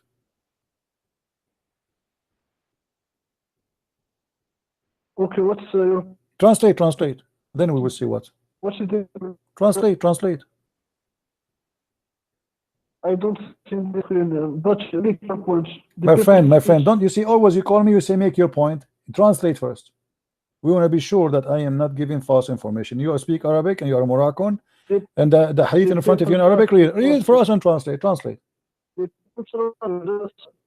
Does it say there? Does it say that Al-Abbas, the uncle of Muhammad, he entered and he found, and when Muhammad he was dead for 3 days, and he have his hand over his nose, and he said, bury your friend, which means Muhammad. I swear by Allah, he stink as all human beings they stink, which means when they die. Does it say that? Yes, okay. Because huh? Yes, because because what? Because he is a human. Okay, but isn't it your prophet? He said that the body of prophets will not be decayed. The earth will not consume it. How he stink, and you agree that the hadith is sahih, and because he's a human, and I agree with you, okay, but how he say in different hadith that Allah told him that the body of the prophet will not decay?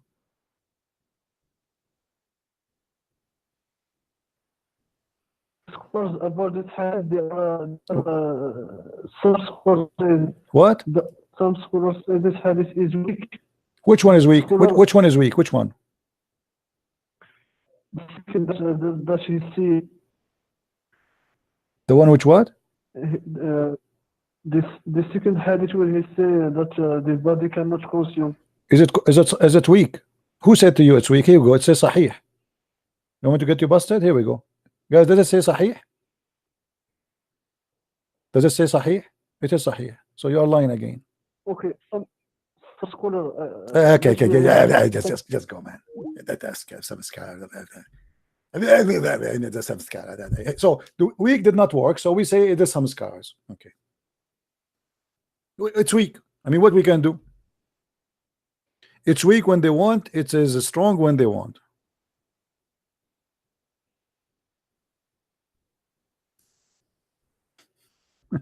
It's weak. You are the weak one. Your prophet is weak. Your God is weak.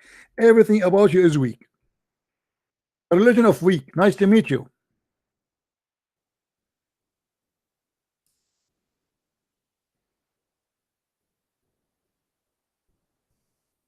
The religion of weak. Everything in this religion is weak.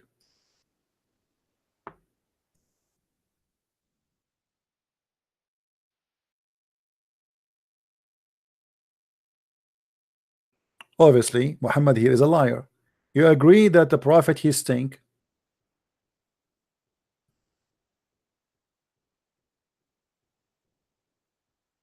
And this is a total contradiction. This is why when he died, they did not bury him for 3 days. 3 days did not bury him. And you will see here they are saying that this hadith is sahih, you know. Hello? Hello? Hey CP, how are you? I'm fine, my friend. Yeah, very cool. The guy that called you before, he's calling you all the time, isn't he? Yeah, this is the same Moroccan guy, yeah, but he's the same guy who speak from his nose, but he say nothing. Anytime you get him busted, he say, go to Ibn Kathir. We go to Ibn Kathir, he says, go to At-Tabari. We go to At-Tabari. Yeah, I've seen that yesterday. I've seen that all the time. You were talking to him, not like once or 2 or 3 times. You talk to him all the time. And he's always calling you. I mean, when is the time he's going to accept it? What the truth is, you know? Well, anyway, you know, it's he accept or don't. Obviously, he knew that he see. I'm sure he see. But it's not easy, my friend. This guy, he live in Morocco. If he leave Islam, that will be a big problem for him. And he don't want to believe that he is being a fool by following a foolish false prophet. How the hadith here, and the funny here, it says in the front of us that this hadith is accepted, is good, you know, and that hadith is accepted. So how you say to me that the body of a prophet will not be decay, and the guy he stink? You know, obviously Muhammad is a liar. This is why they did not bury him for 3 days. 3 days. But why 3 again? Always 3. 3, maybe they are hoping that he will come back the same as Jesus from the tomb, you know. Forget it. Forget it. Yeah. All right, my friend. Anything else you want to say?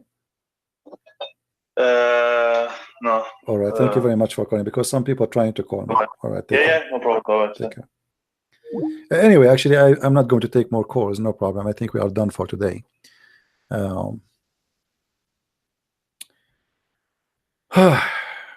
I mean, Islam is the most silly, stupid religion ever. And how in the world a human being can believe in such a garbage?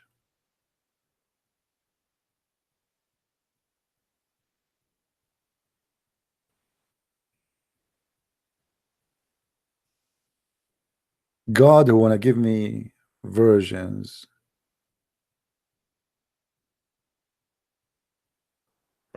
It says here we go, the same link, it says in the front of us, and we can search for it, no problem. So here it says الجواب الحديث المذكور معروف عند أهل العلم ولا بأس به عند أهل العلم ولا نكارة في ذلك.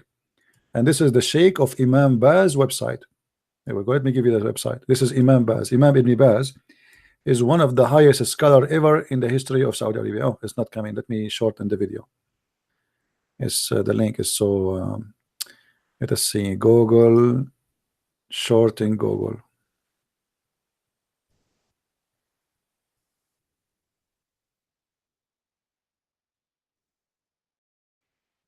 The link is so long. Even Google is not working to shorten. Okay, now it's working. Shorten. All right, here we go. So now we can post it for you. Tell me, guys, if you see it. Is it working? Do you see the link?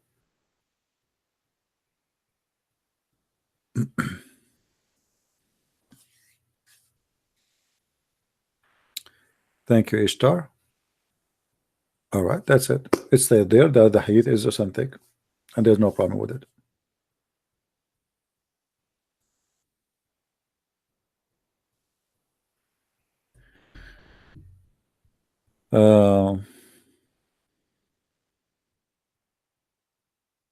It does not appear in the screen.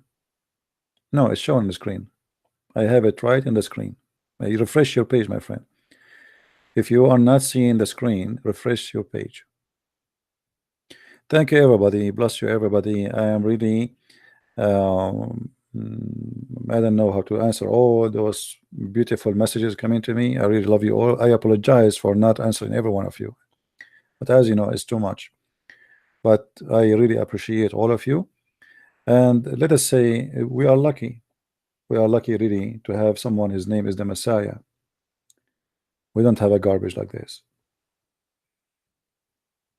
I am proud not to be Christian prince. I'm proud to be Christian and prince of the Lord. That's why this name mean a lot to me. It's not about just a name. I'm not proud to be prince of a royal family. I am a prince by him.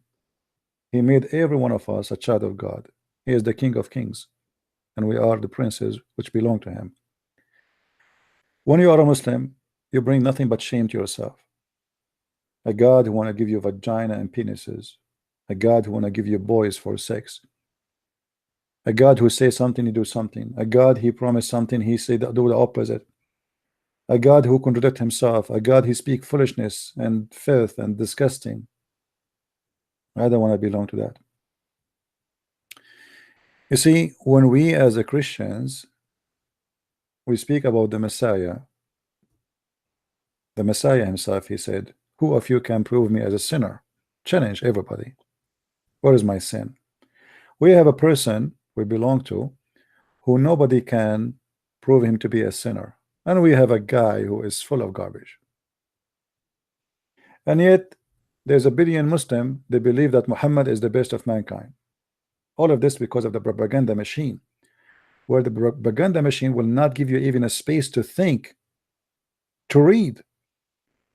You open TV station, the Prophet, peace upon him. You open the radio, the Prophet, peace upon him. You open your book, the Prophet. You go to the bathroom to do poo-poo, still you hear the speaker, Allah, Allahu wa malaikatahu yusalluna an nabi. Allah and the angels are praying on the Prophet. I mean, the whole universe is busy with Muhammad. They will not give you a chance even to breathe without Muhammad. For this is a very false cult.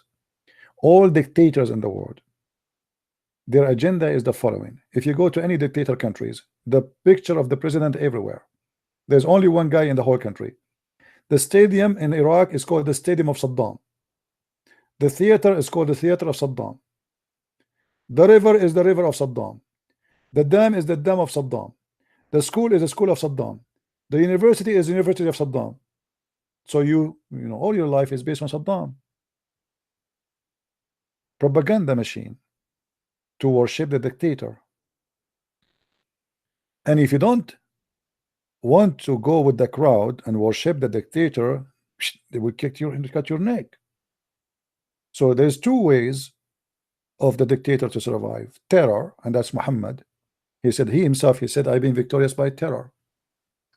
He was not victorious by love.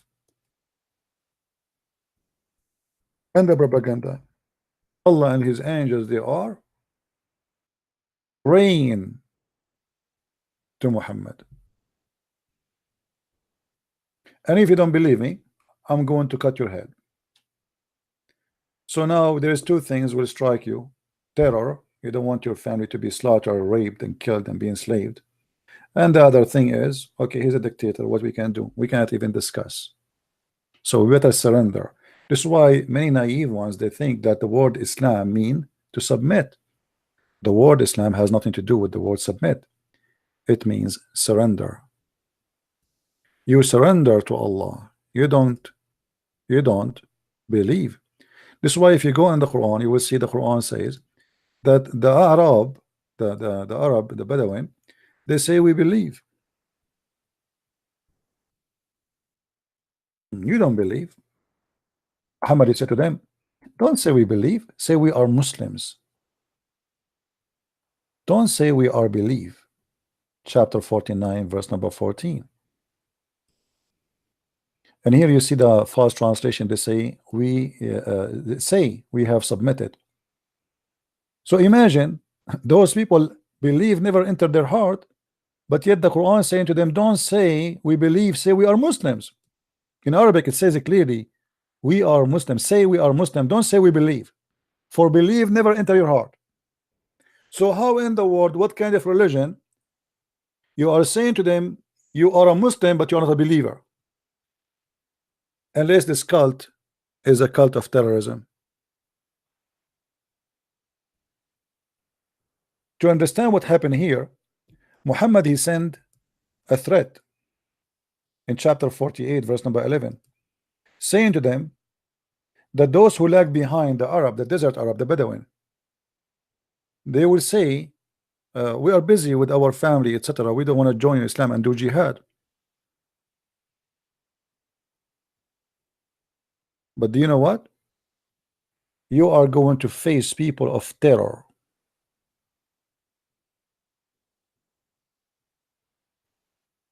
We are going to kill you all if you don't convert to Islam.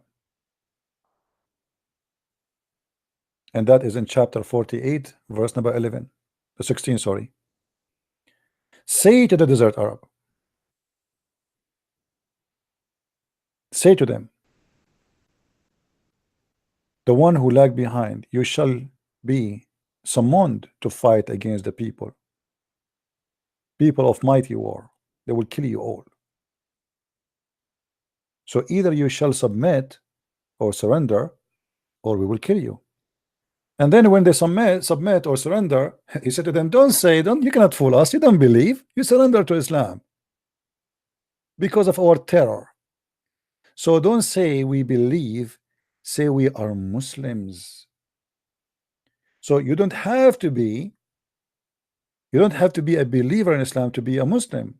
You can be a Muslim and you are not a believer. Allah here saying to them, supposedly, the desert Arabs say we believe. We be what? They say we believe. So what is the objection? You have no faith. Okay, hold on. So how they became Muslims? Because of fear. And Allah here saying to them, don't say we believe, say we are Muslims. If we change the translation here, this is the translation of who? Yusuf Ali. Let us choose another idiot.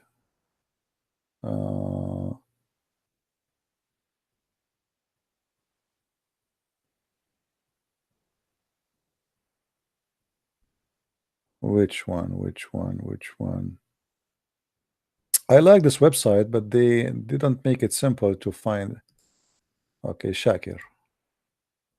Okay, Shakir says submit. Let us see Biktal. The correct translation is to say we surrender. This guy saying submit too. Let us show you another website. Hold on.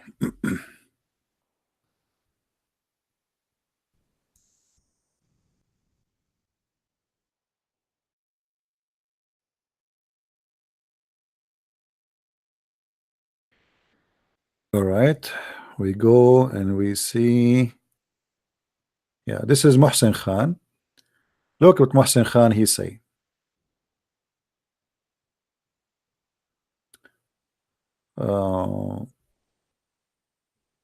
You see, say you believe not, you only say we have surrender.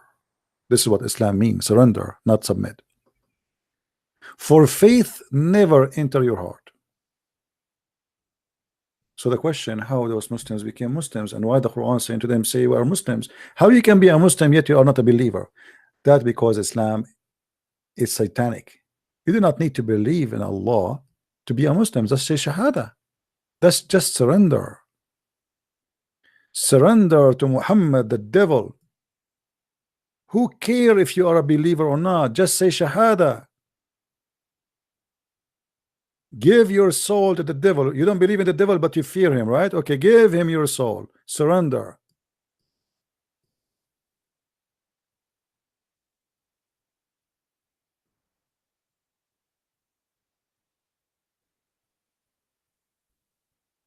That is Islam, my friend. Anyway, I hope that today we have a good time and we learn something good. We will try to be on air again tomorrow. Don't forget, if you like what we do here, to give it a like. If you don't like it, give it unlike. Very simple. And don't forget to tell your friends about what we do. This is a free school for everybody. Here you don't waste your time. Every second we spend, we learn. And the Lord, he said, read the books, search them, look for the truth. The truth will set you free. And he is the truth. I am the Alpha, I am the Omega, I am the resurrection, I am the life, I am the light. I am who I am, and that is Jesus the Christ, my friend. The good God, the good Lord, the good shepherd. Why you call me good when you know only God is good? I am the good shepherd. So we follow the best of the best, and there's no name better than his name above the earth or in heaven. See you tomorrow, if I could. Until then, Christ is Lord, Islam is false. And thank you very much for being with us for this night. Take care.